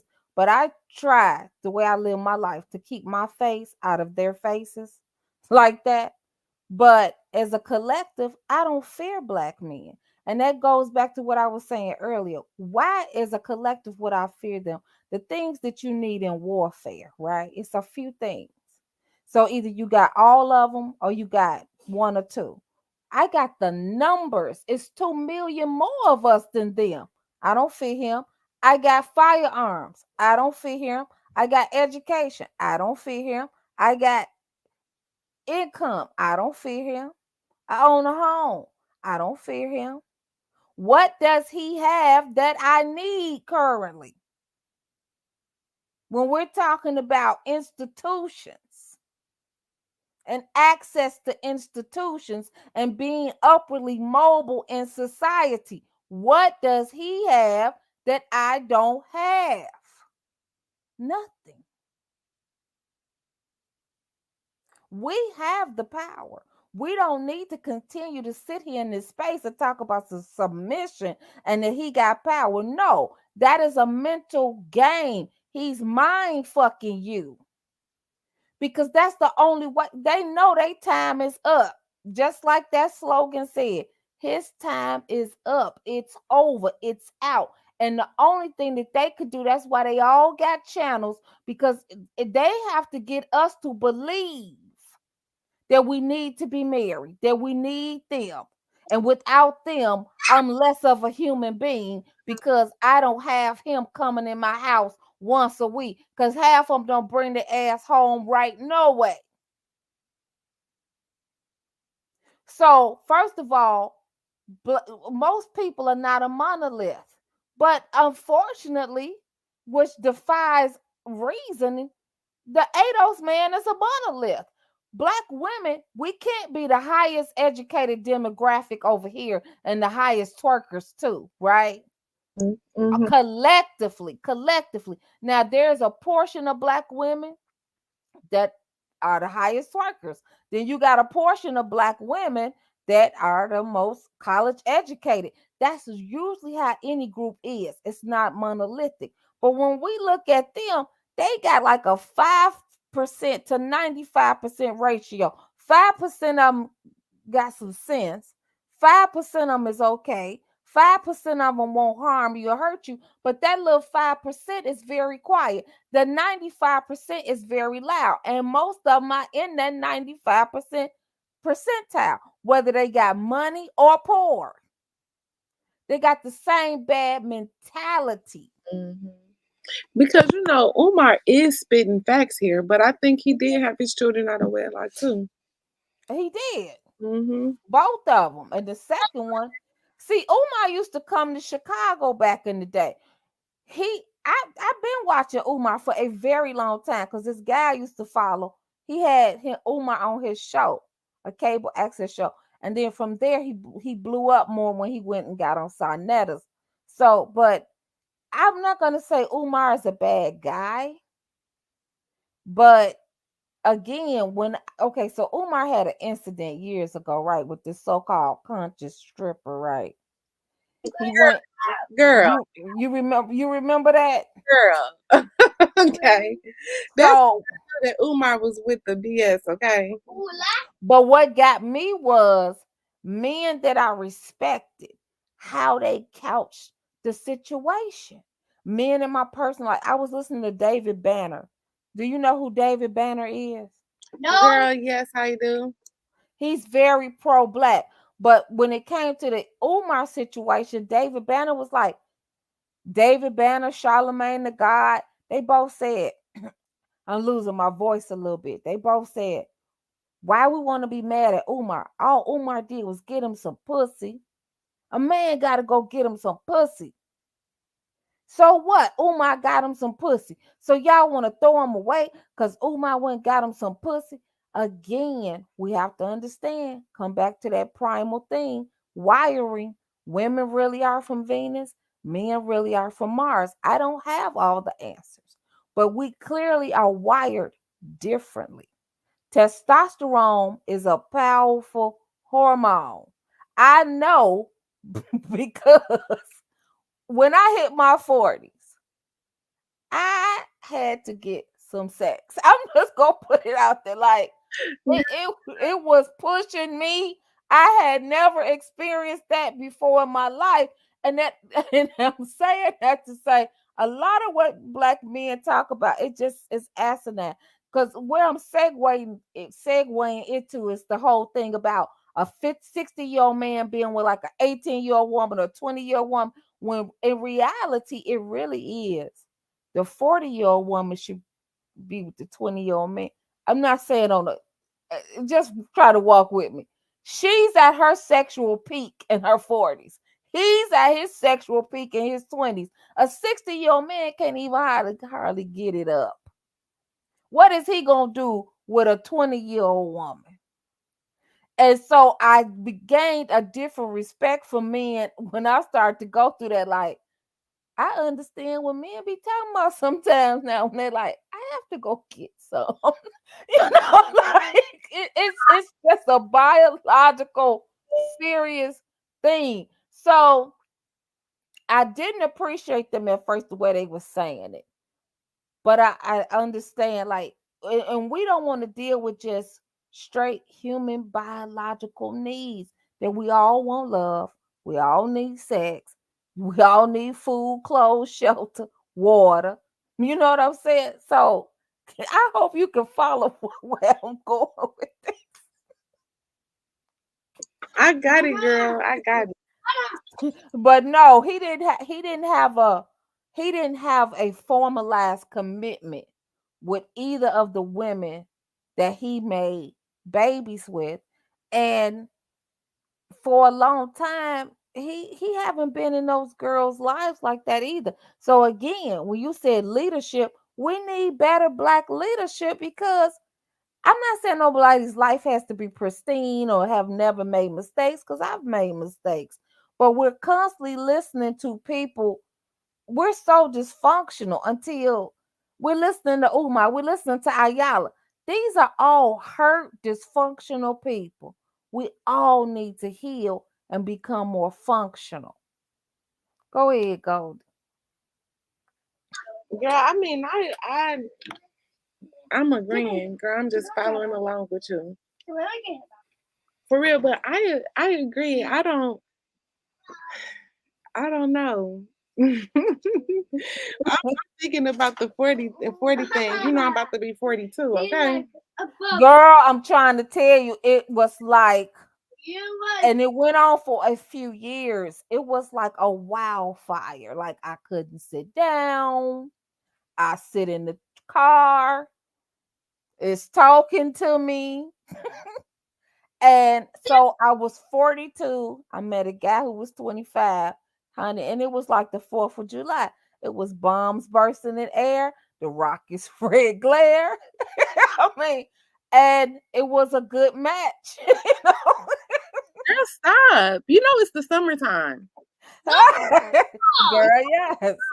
Hey, don't make me get hot out here. It was a good match. I'm trying to tell you. And the stuff the manosphere say. I wish Glitches and Denise Cosby was here, because I remember when we was doing the panels before and with Cassandra, and they asked, but because she said, I want to talk to some of the older ladies, like, is it as bad when you get in your 40s as these men try to make it? No. Women, look, I know some women 75, 80 years old. You know what they say? She can look up. A woman can look up a whole lot longer than a man can look down.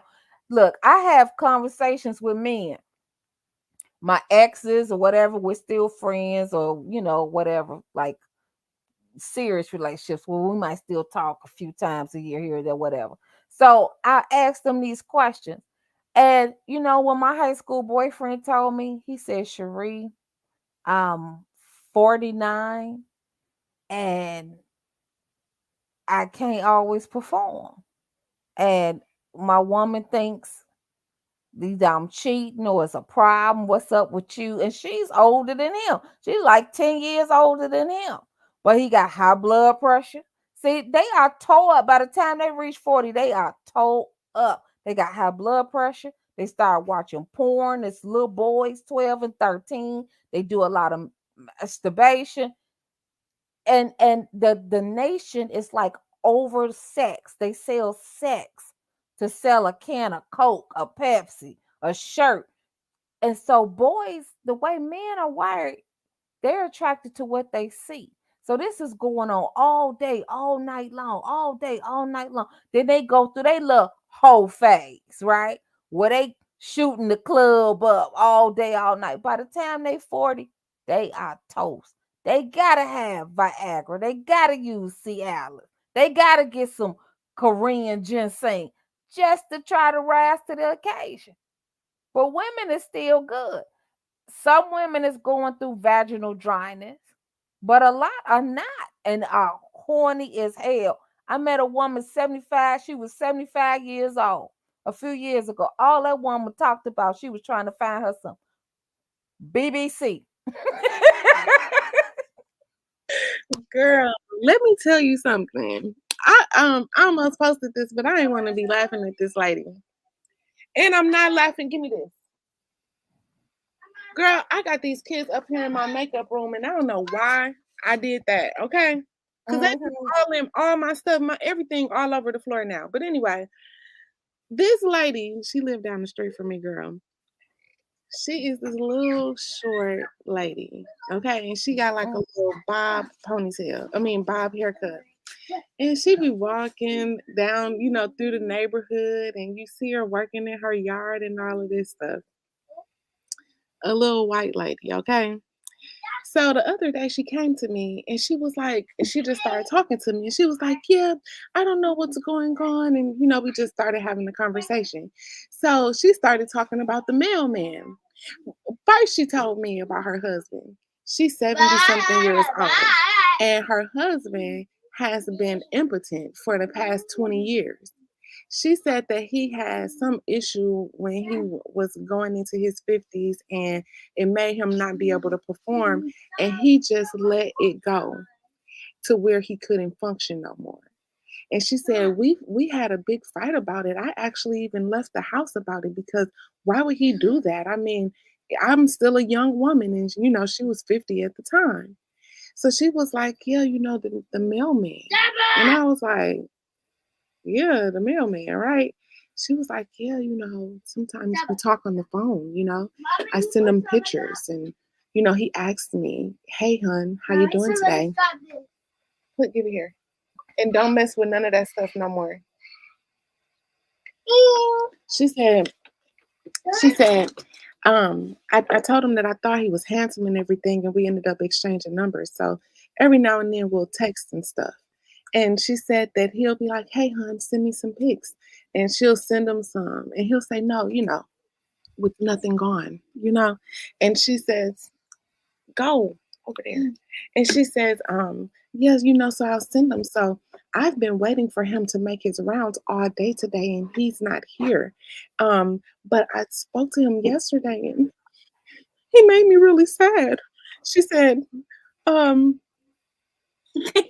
he called me honey, and I told him that I wanted to get some. And he said, hey, maybe we can do something like that. And then when I talked to him today, he said, I'm such a crybaby. I shouldn't be crying about everything. And look at me. And girl, she started lifting up her shirt and showing me her body. She was standing at my door showing me her body. And she was like, I still look good for 70 years old. Why wouldn't he want to screw me? Get it, grandmama. Okay. Oh, I hear it too. Girl, when she said that, I was cracking up. I'm like, first off, how is this lady thinking like this and she's 70 something years old? But then I started thinking about that dang old mailman. You should find more distance. Okay, we'll find more. Go over there. And then when it's still active, we should hear it. Goldie. Yeah, we can hear the water. Yeah. Girl, start thinking that mailman, like, why would he do that? Why are they like that? Why is he texting that lady? Why is he calling her honey and baby and stuff? Why he getting nude pictures from her? Why he making it seem like he about to give her a little song? Okay. And then when it's time for him to pay up and he know that he never had an idea to pay up in the first place, he started calling the girl a crybaby and have her over here at my door crying. Cause his butt he can't perform, and men go through a lot of fantasies. They have a whole scenario play out in their head. It gets to the point where it's just all about the fantasy. But let me tell you this story. So my friend told me about this lady who married this guy, and they went to a religious organization together.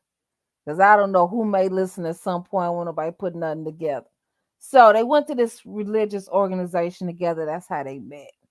And he was in his 70s and she was in her late 50s or early 60s.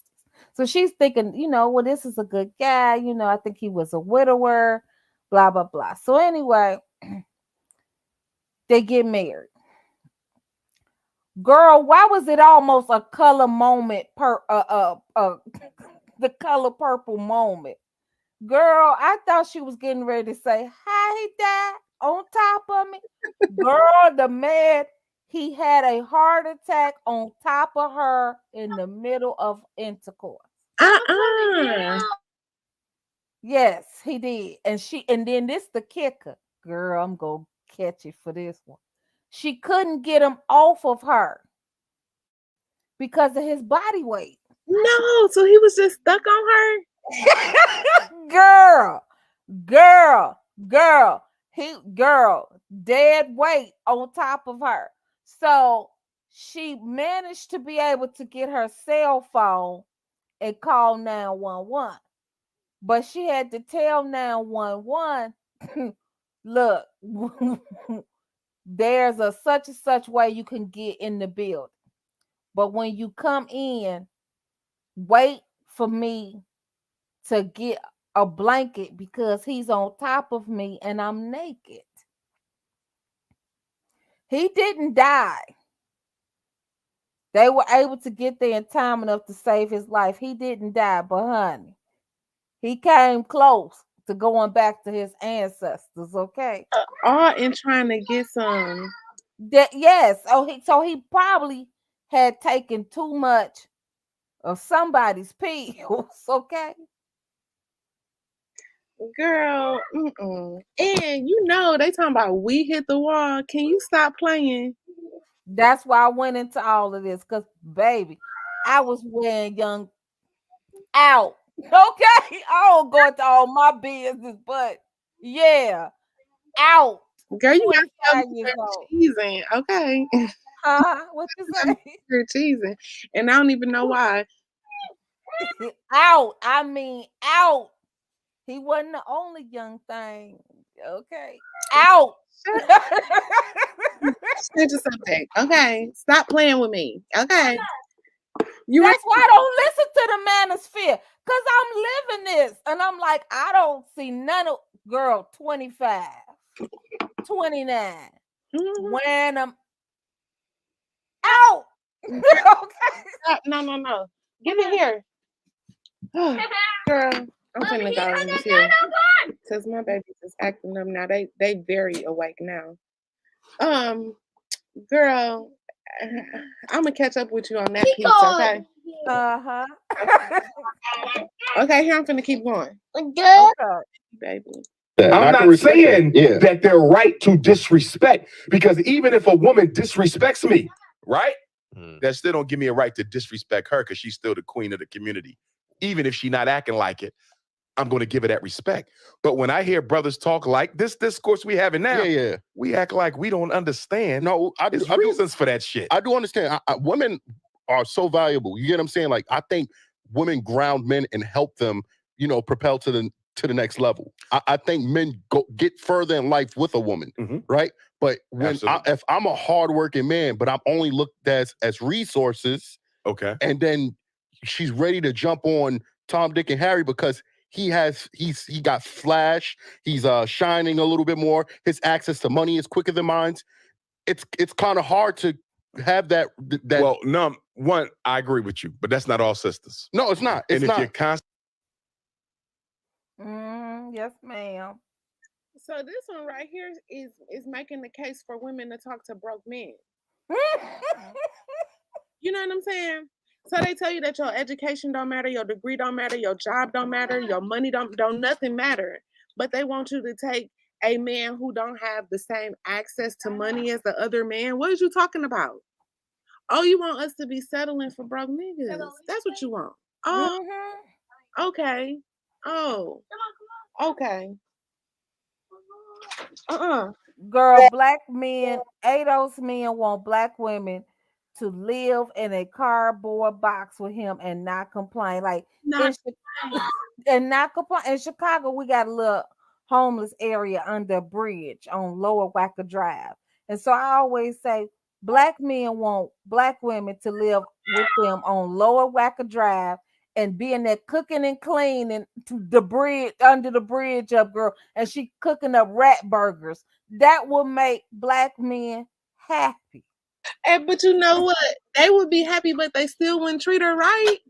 Girl, no. I think it's nothing that no woman can do to have this mailman situation trip me out. I don't think it's nothing that women can do to have these men in this generation act right. Like if you be good to them, be nice to them, submit to them, they still dog you. If you dog them, they dog you still. You know what I'm saying? It's like it's no way, nothing that you can do. I know. Wait a minute. Look. Remember I was telling you about the lady I met? She was 75 years old and was trying to get us some BBC. Girl, she was so devastated, felt so much guilt because she told me she had went out to the club the Saturday before, right? and that she met this guy at the club, and she's 75, he's 65, right? Mm-hmm. So they talking, they drinking, they hitting it off. She asked him, did he want to come back to her place? He said, yeah. So he went back to her house. So the moral of the story is, you want to do they ever treat you right? Girl, these ninjas is crazy from the cradle to the grave. Do you know his phone just started blowing up around like 2:30 in the morning? So she said, who is that calling you? He was like, my wife. But he, girl, had his pants off, drawers off, everything, ready to get it in. And she was like, I couldn't do it. And she kept asking me, am I bad? Am I a bad person? Am I bad? I was like, no, you're not the bad person. You ain't married to his wife. He knew he was married when he came back to your house. And then you told him no. When he said, that's my wife, you was like, oh, okay, well, you can leave. What do you have to feel guilty about? They have no moral compass. Exactly, girl, because what was he doing over there in the first place? Right. But you know what? I want us to talk more about this when we do talk about Tab, because that's one of the things that I wanted us to discuss. Because I want to know if we as women really think that we don't owe anything to the woman. Okay? We're just going to set that right there and leave it right there until we come to that conversation again. Maybe tomorrow, if you got some time, we can do the Tab one since we already up there. But I want to know, do we really feel that we don't owe anything to the other woman? Okay. Okay, let me keep going, girl, because you're going to have me all night. And I'm surprised you still woke. I'm surprised you still up. Hey, I told you I was serious. I was like, we got to get back at this. Mm-hmm. What you going to say? If you drink milk, you become strong, and I drink milk. You drink milk. Okay, show me your muscles. Whoa, girl, I ain't never seen no muscles that big. I know, girl. You can become strong. Mm-hmm. See? Because he be drinking all his milk. Yeah, me too, I do. Woo! Big muscles. Big muscles. Constantly running into that type of woman, then the problem is you, because you're attracting a certain low vibrational energy. Why not have that same energy for women? You just again, you have because the man we having a conversation as men. Yeah. I got plenty of interviews with all women where I check them too. All right. But as a man, you should not be concerned about what I say to them. No, as men, we should be concerned of what we're going to do to produce a better generation of black males for tomorrow. That's the only that is where we should be focused. Women bring the choice of life, right? We understand that, right? Go ahead. Need to be dropped at. Wherever this video is quoted at, that's where it needs to be dropped at. Because I have never seen. Okay, just wait. I have never seen so many men compare themselves to women ever in my life until the last couple years. I have never seen so many men do that. And this little argument that this dude about to bring up now about women, girl, they fighting. They fighting. Hold on. Okay. This little thing that they bring up about women, women being the bringers of life or whatever, basically making her fully responsible for the child that's birthed. You know what I'm saying? Mm-hmm. When I say disgusting, I hate that one defense. Like, tell somebody that you a loser, that you are just you have no class, no tact, no dignity, no nothing. Like, you are just a trash human being without saying it when you say she had the choice to abort. You know what I'm saying? Like, just tell everybody that you trash by saying that one statement and that one statement alone. I like, look, I know men that was born in the early to mid 70s going back, right? And so I'm talking to this guy. He was raised by a single father. His mother abandoned them, and his father was a crack addict. And so he kind of like literally grew up in a trap house. But one thing about him being raised by a single dad, that man will tell you men don't sit around and gossip. Men don't sit around with all this chatty Cathy and chatty Patty, Patty as you call it, chatty Cathy. And that's what I'm used to too. I'm not used to men sitting around gossiping, being in women's faces and women's faces all day. Let me tell you about my high school boyfriend. Me and him used to get into it. And I feel like he could have been a little bit more nurturing to me. But he used to tell me, you need to get you a girlfriend. I'm not going to sit here all day talking about what you going through. I'm not used to men that sit here all day and all night talking about female issues and what women is doing. Girl, wow, they running amok the whole time though. Oh, girl, tell it. Because what he's saying is, let me knock you up and get you pregnant. Now, what happens after that is, well, no, he's not saying let me knock you up and get you pregnant. What he's saying is, let me have unprotected intercourse with you. Girl, my little baby crying now. You know my little baby. Okay. Yeah. What's it? Yeah, the little one. Mm-hmm. And I mean, I could go get him if you want me to, or you want to just finish this tomorrow. I mean, do you feel up to going to get the baby? Yeah, let me go get him real quick just so we can. Okay. We got so much stuff to talk about.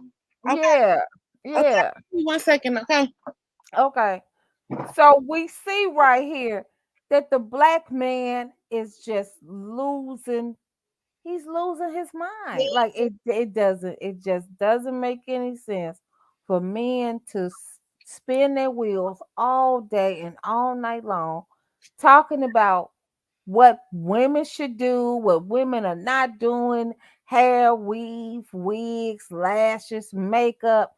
This is asinine when we got 66 people shot in Chicago in the weekend. We don't own anything in our communities. Soon as we go, huh? You know, Yeah, baby, yeah. You tell us to drink milk and that we become strong, and then I drink milk and say, yeah, boy. Yeah, boy. Yeah, boy. Like Flavor Flav. I do it. Okay. I'm sorry I left it on mute. Girl, these boys will talk your ear off. Oh no, that's okay. I was feeling in the air. I didn't want it to be dead air. Okay. So that's cool. Okay, let's keep going, okay? Okay. I can't have a child unless a woman agrees. She can't carry one if you didn't put it in. I agree with that 100% too, right? But whether or not, if you want that child or not, she can still make that decision. It's only up to her. If you don't put a seed in her, nothing else happens. And no woman can make you put a seed in her. So the original act was the responsibility of a man. True. I mean, all right.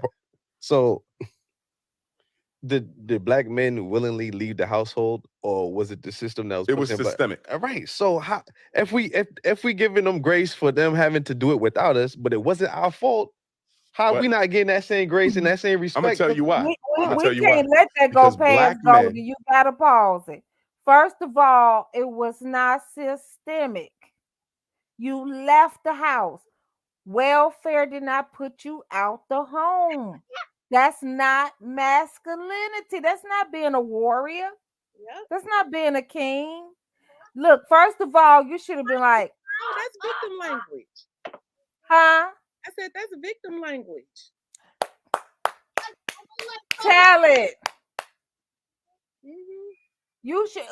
Why we gotta take and have the Latinos coming to this country in droves, and now the Latino. Do you realize that the Latinos are not participating? Not yet, but maybe one day they might.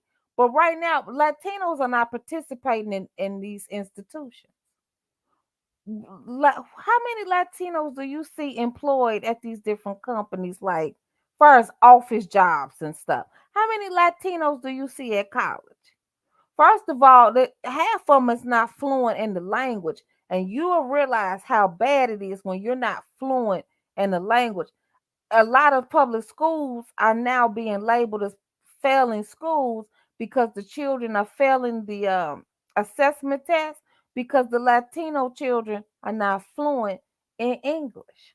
And so Latinos created an economy for themselves as what? Doing a lot of lawn care, stuff like that. Why didn't black men do that in the 60s and 70s?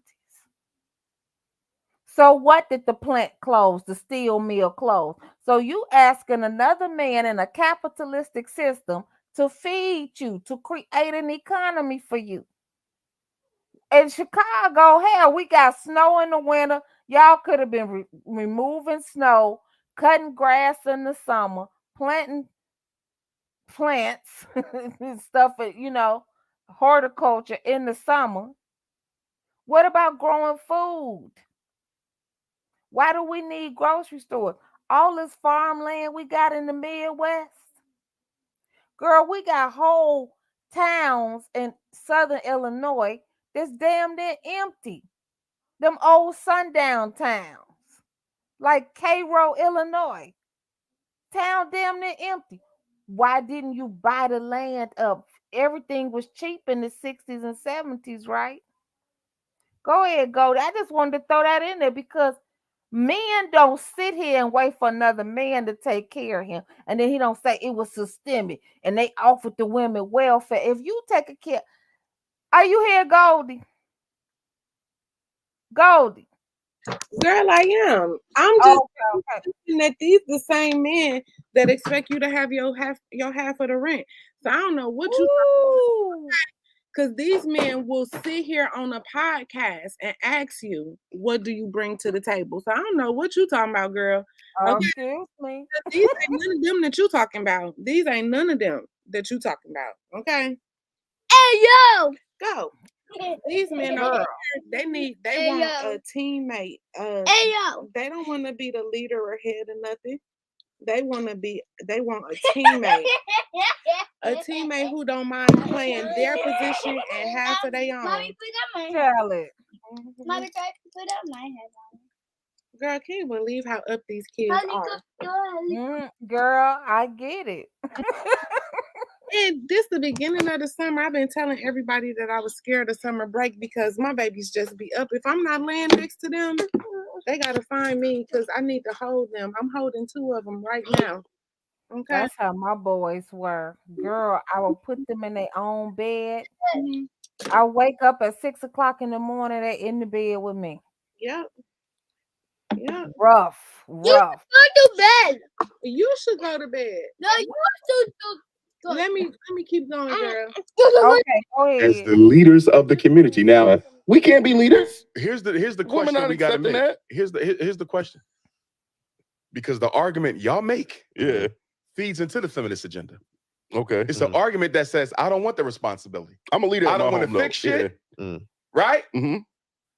I'm going to fall back and let her run everything. That's what the feminists tell. They say, look at them, making excuses for why they can't be better men, making excuses for why they can't make better men. You understand? Your argument feeds the feminist narrative. That's That's dangerous. not what we're making excuses for. I'm saying I am the better man, but I shouldn't be held responsible because you wanted to choose a Pookie and a Ray Ray. That's not me. I worked too hard in my go life. back to what I said. Pookie and Ray Ray shouldn't exist. And the only reason why Pookie and Ray Ray exist because we're not in the community making those boys the men they need to be. Do you see that?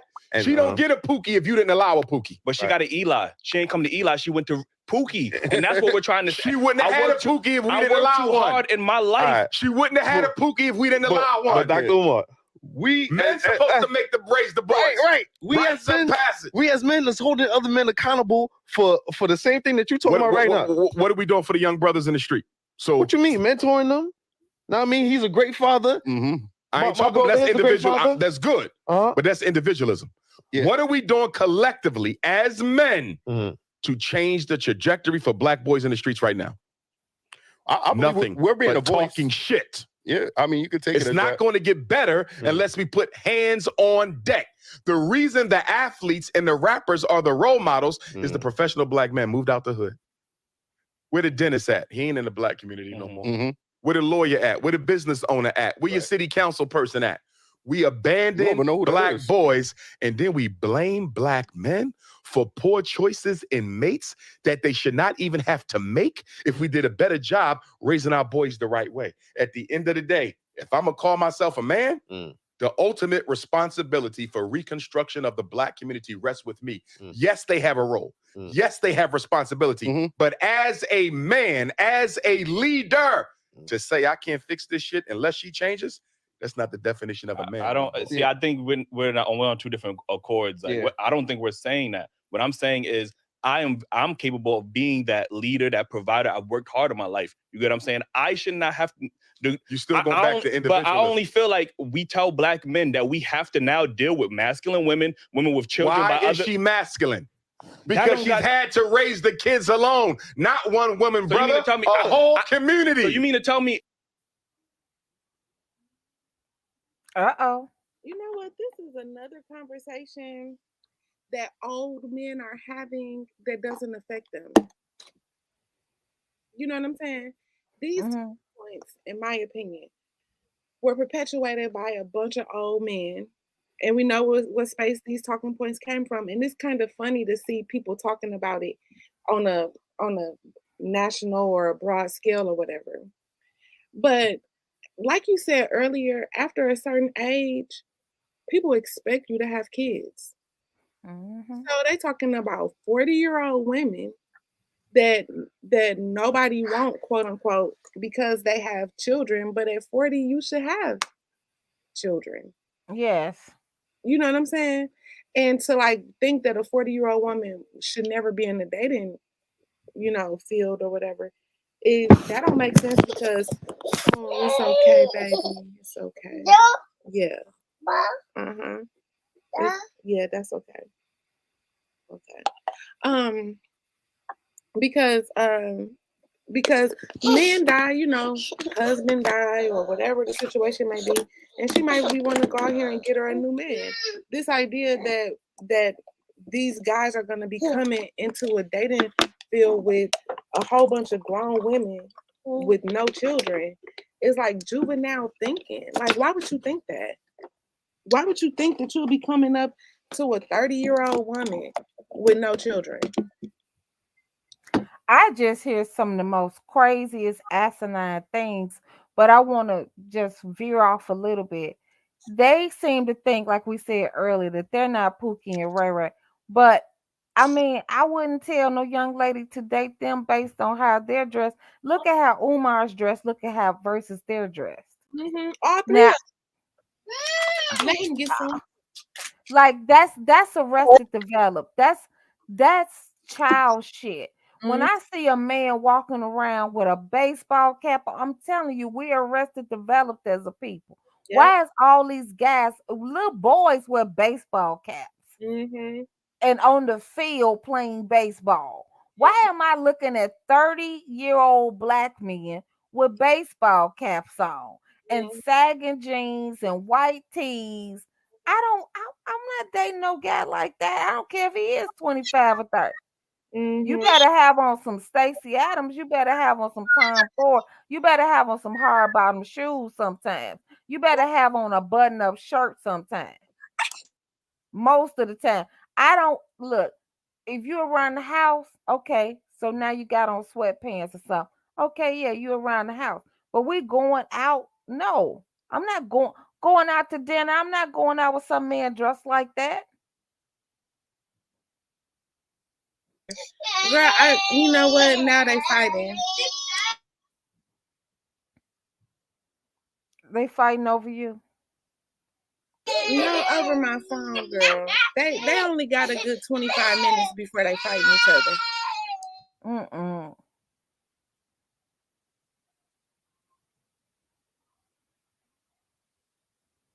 Just like I don't like to see the black women running around here smoking, girl, sleep, sucking their thumb, wearing these bonnets outside, pajama pants, a house shoe. You are Arrested Developed too. It's not like we're saying that black women are perfect. We are definitely not perfect. The difference is diversity amongst black women. there's diversity, there's a range. But when we look at black men, it's not so much of a range. Yeah. Yeah, because I was wondering, how do they have a Pookie and Ray Ray category, but we don't have a category for, the bonnets and pajama ladies? Mm-hmm. We don't have a category for them. They are black women, just the same as, what's her name? Ketanji Brown. Right. Mm-hmm. Supreme Court judge. A woman can be so accomplished with degrees and Ivy League, education and everything, and they compare her to the bonnet wearer or the pajama wearer. How Because come your degree don't matter. Yeah, we don't get no type of differentiation, no type of sacrifice or whatever you made. None of that matter versus somebody else who didn't do those same things. But a Pookie is somehow different from one of these dudes sitting up here. You know what I'm saying? Right. Nah, y'all all a little Pookie up in there. Give me that. Mm-hmm. Girl, let's keep going because they're going to destroy Okay. my area. Okay. All right. It's a black top. It's up right there on the floor. The only woman I could look forward in my life is a masculine woman that has kids by other men. No, that's what I have to look forward to. But I'm telling you, mistakes made by black men systemically. Let me pause real quick. He said that all he has to look forward to in his life is a woman who has had children with other men. Number one, why are you 35, 30, 35, 40, just not looking for your woman? Why? Why? Why are you 30, 35, 40 years old, just not looking for your woman? What you been doing? Right. What you been doing? How come at 40 years old, you still in the building stage? And you want to get somebody's 20-year-old daughter to finish building with because a 40-year-old woman is sitting there looking at you like, why are you still building? Right. And building for 20 years. What you doing? You know what I'm saying? Like, what are you doing? You should go through bed because there's going to be more. I agree. Gave rise to the conditions that allowed her to be masculine and made her end up with a man that you consider to be less than what he should be. And I'm telling you, black men are responsible for her being masculine because we have not helped her raise them children. And when I say help them raise them children, I don't mean you as the stepdad. No, I mean you as an active member in the community where we go to every single parent black mother and say, how many sons you got? 2? How many sons you got? 2? Well, guess what? That's your son's big brother. That's your son's big brother. He taking them to school. He doing the homework. He gonna spend a couple hours with him every Saturday. He got his own kids too, but he gonna make time for you. She got masculine because she had to become masculine in order to deal with the rape, the abuse, the domestic violence, the disappointments that men had in her life, and also raising those kids and have to take care of herself all at the same time. The black woman has been the be-all, end-all in our community for half of a century, and now we want to turn around and say because she didn't do it perfectly enough or remain feminine enough when she had to absorb our responsibilities plus her own, that's insensitive and disingenuous. He need me to give him a call, don't he? He want me to give him a call, don't he? You want to be his latest conscious stripper? You want to be his private dancer? Huh? I can't hear you. Okay, I can hear you now. They tried to disconnect me. After they done tore up my little space up here. But yeah. Move around. Let me move on from Umar, okay? Girl, okay, because Umar doing something to you, girl. I'm not taking you have yet to tell me something that we've done systemically to combat that. Move. Because you keep saying me and her. I don't care about me and her. But there's plenty women and men. Women and men as a group in the community. You understand? Right. We gave birth to that. You see? So you say she had a couple kids already because she met men. She probably thought they was good. Some of them. They left her. She knew they wasn't good. You don't know that, bro. She knew they wasn't good. You're making assumptions about her. Would you make the same assumption if she was a white woman? Yes, I would. So you say. No, come on, man. Nah, come on. We don't hold all women accountable. So you listen, like I said, I feel like as a black We man, don't hold them all accountable because black men date outside, they race more than every other man put together. I said we. Y'all three. Yes. Okay. Yeah, I but can't disprove that because I don't know you personally. Even that, But if we look at the numbers, black men marry black women at an 87% rate, where black women marry outside of their race. Girl, can you see how salty these boys are? Yes, they salty. So salty. My goodness. First of all, he fucked up the statistics because black men are not marrying nobody at no 80% rate. The statistic says. He said 80%. He said 80%, girl. He said black men are marrying black women at an 80% rate. Unbelievable. Unbelievable. The statistic says 26. Girl, if it's 70-something% of our kids being born out of wedlock. Thank you. And how many of their kids that are non-black or with a non-black woman born out of wedlock, girl, you better stop. Okay? Let's stop that one. Okay, playing in my face. Or they marry outside at a 92%. Black women do not. No, you're wrong. That's percentages You're apart. wrong. That's not that much. Black women do not marry out the race more than black men. I'm That's not wrong. saying that, but the percentages Black ain't that women, far off. That's what I'm black saying. women have one of the highest, fastest growing interracial marriage rates. But her interracial marriage rate pales in comparison to what black men have been doing interracially for 4 or 5 decades. You understand? She don't even come close to what we're doing interracially. Black fathers are in the home more than any other group or race. Okay. But what's that? Now, I was surprised that Umar let that slide. Because I've been thinking about this statistic for a couple years.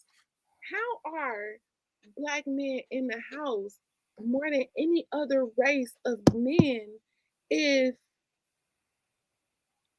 so many of their kids are being born out of wedlock? Are you saying that they with the women, they just not married to the women? Or what? Like, black men are in the house more than all of the other men who are married to their women. How can you help me? Okay. So ask me the question again. How is that statistic true that black men are in the house more than any other race of men? Is this another one that he got wrong? Because I heard that they're more involved. And when they're not more involved. They're not more in the home. The CDC study only polled for I think 2,000 or 4,000 men, and these are the answers that black men gave the CDC. This is not a good statistic because when we say black women are the most college educated, you should see that in the community. I see it. I live it. You live it. I got a college degree. You got a college degree. We don't see them. If they're the most involved father and the most in the homes, why are their sons running amok? Why do their sons got guns, killing everybody? Girl, hold on once. Why they sons can't read past 3rd grade if they in the house? Girl. Where is BGS? I need BGS. I don't know if you know who BGS is. I do, girl. Unfortunately. BGS love saying that these boys can't read because of their mama. I need BGS to tell me how these boys can't read if they daddy in the house with them. Right. And he's so involved. He's more involved than the mother, right? Oh, girl, it's World War III breaking out over here, okay? Let me keep going, okay? Okay. It has no value. It does have value, but we're going to put that up against the other statistic. 2/3 of our kids are being raised by the women. 2/3 of our kids are being raised by the women. And like I said, when I say being raised, I'm not saying it needs to be a father. I would like a father in that house, but I know it's not enough of us to go around. Yeah. We are not even being accountable to the boys in the hood. and we're complaining about the women. I argue with women who are making babies with the irresponsible men that we didn't raise correctly. That's bullshit. All right. That's wimp ass weak man shit. Take responsibility for our shit. Stop scapegoating them. Yeah, I could agree. I could agree to that. All I'm saying is look at all we could be doing better, man. Half the black boys in the 4th grade can't read. What black men doing about that systemically? Not enough. I know what I'm doing about it. I'm building a school for it, 2 of them. Mm-hmm. But systemically, as black men, what are we doing about that? Nothing. Black boys are the most unemployed teenager in America. What black men doing about that? Not See, the Pookie and Ray Ray you kept talking about? We letting them raise right before our eyes, and then we want to criticize us for ending up with one when we should have made sure there were none. Listen, we all got choices. Just like if I choose to live a lifestyle, You're dealing with individualism again. I can't that's deal with part that. of choices. No, it's not. We have to deal with this systemically. He brought up a question earlier, and he said, "Did we make these problems on our own, or was there some systemics involved?" It was systemics. Okay. In 1970, they shut down the factories. They took out the industrial building jobs. 1980, dropped off the crack and the AIDS. 1990, the Bill Clinton crime bill. There's systemic factors at play. You totally divorce your analysis from any systemic factors at all. You ain't mentioned one. You keep talking about her and Pookie and Ray Ray with the kids. You ain't said shit about the systemics. That's exactly what white folks want you to do. That's what white folks want you to do. I'm saying that ignore I have made what I've done to your women and scapegoat her. Because that's what she's doing to you. She's ignoring what the system did to you. And she's going to scapegoat you. And We're both scapegoating each other. Okay, that's fair. That's Your fair. analysis is feeding the gender war. It's not solving it. Listen, I don't mind us holding the women accountable. I don't mind us holding the men accountable. Right? Yeah. But when we're going to hold the system accountable as well. That's fair. And if we're going to hold the system accountable, that also means we got to make our own systems too. Black men have not been manly in quite some time when it comes to raising boys. How would you suggest that black men take on the role of leadership, especially when there's an attack on black masculinity, without women willing to listen to us? You get what I'm saying? How do we prove our worth or take back the Take leadership care of the boys. role? You want the women back? Take care of these damn boys. They run in the hood, killing people at will, flunking out of school, following the lead of the gangster rappers. There's a whole bunch of stuff we can do that ain't got nothing to do with the women, boys and men. Do you understand? Deal with the boys and the men. Leave her out of it and go straight to the boys. And you'll get her respect back. Give them jobs, give them education, give them training, give them your time. They not getting none of that from black men. We don't give a shit about black boys. And then we're going to get mad at her for ending up with one later in life. It's ridiculous.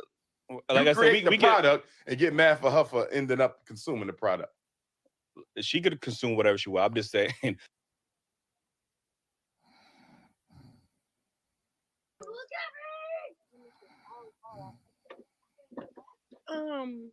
That's what I was saying to you earlier. I think that this generation of women, girl, are you here? You sleep? Oh, I think I done finally lost her. Yeah, I think I done finally lost her. Can y'all hear me?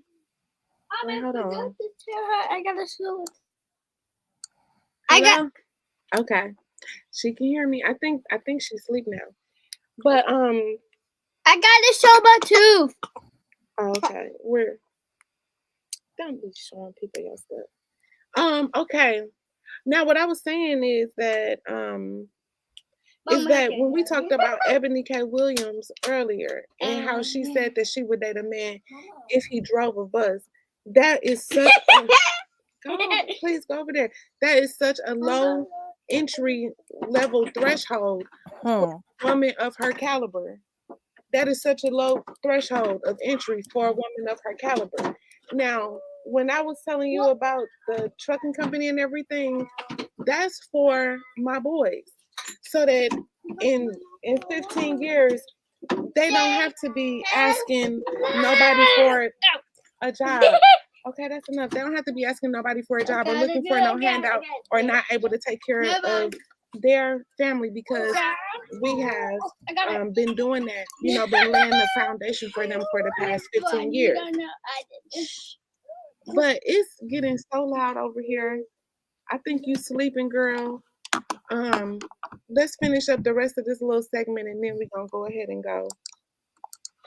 As a black man, It's not about her consuming whatever she wants, brother, because if we're trying to fix the black community, everybody and everything matters.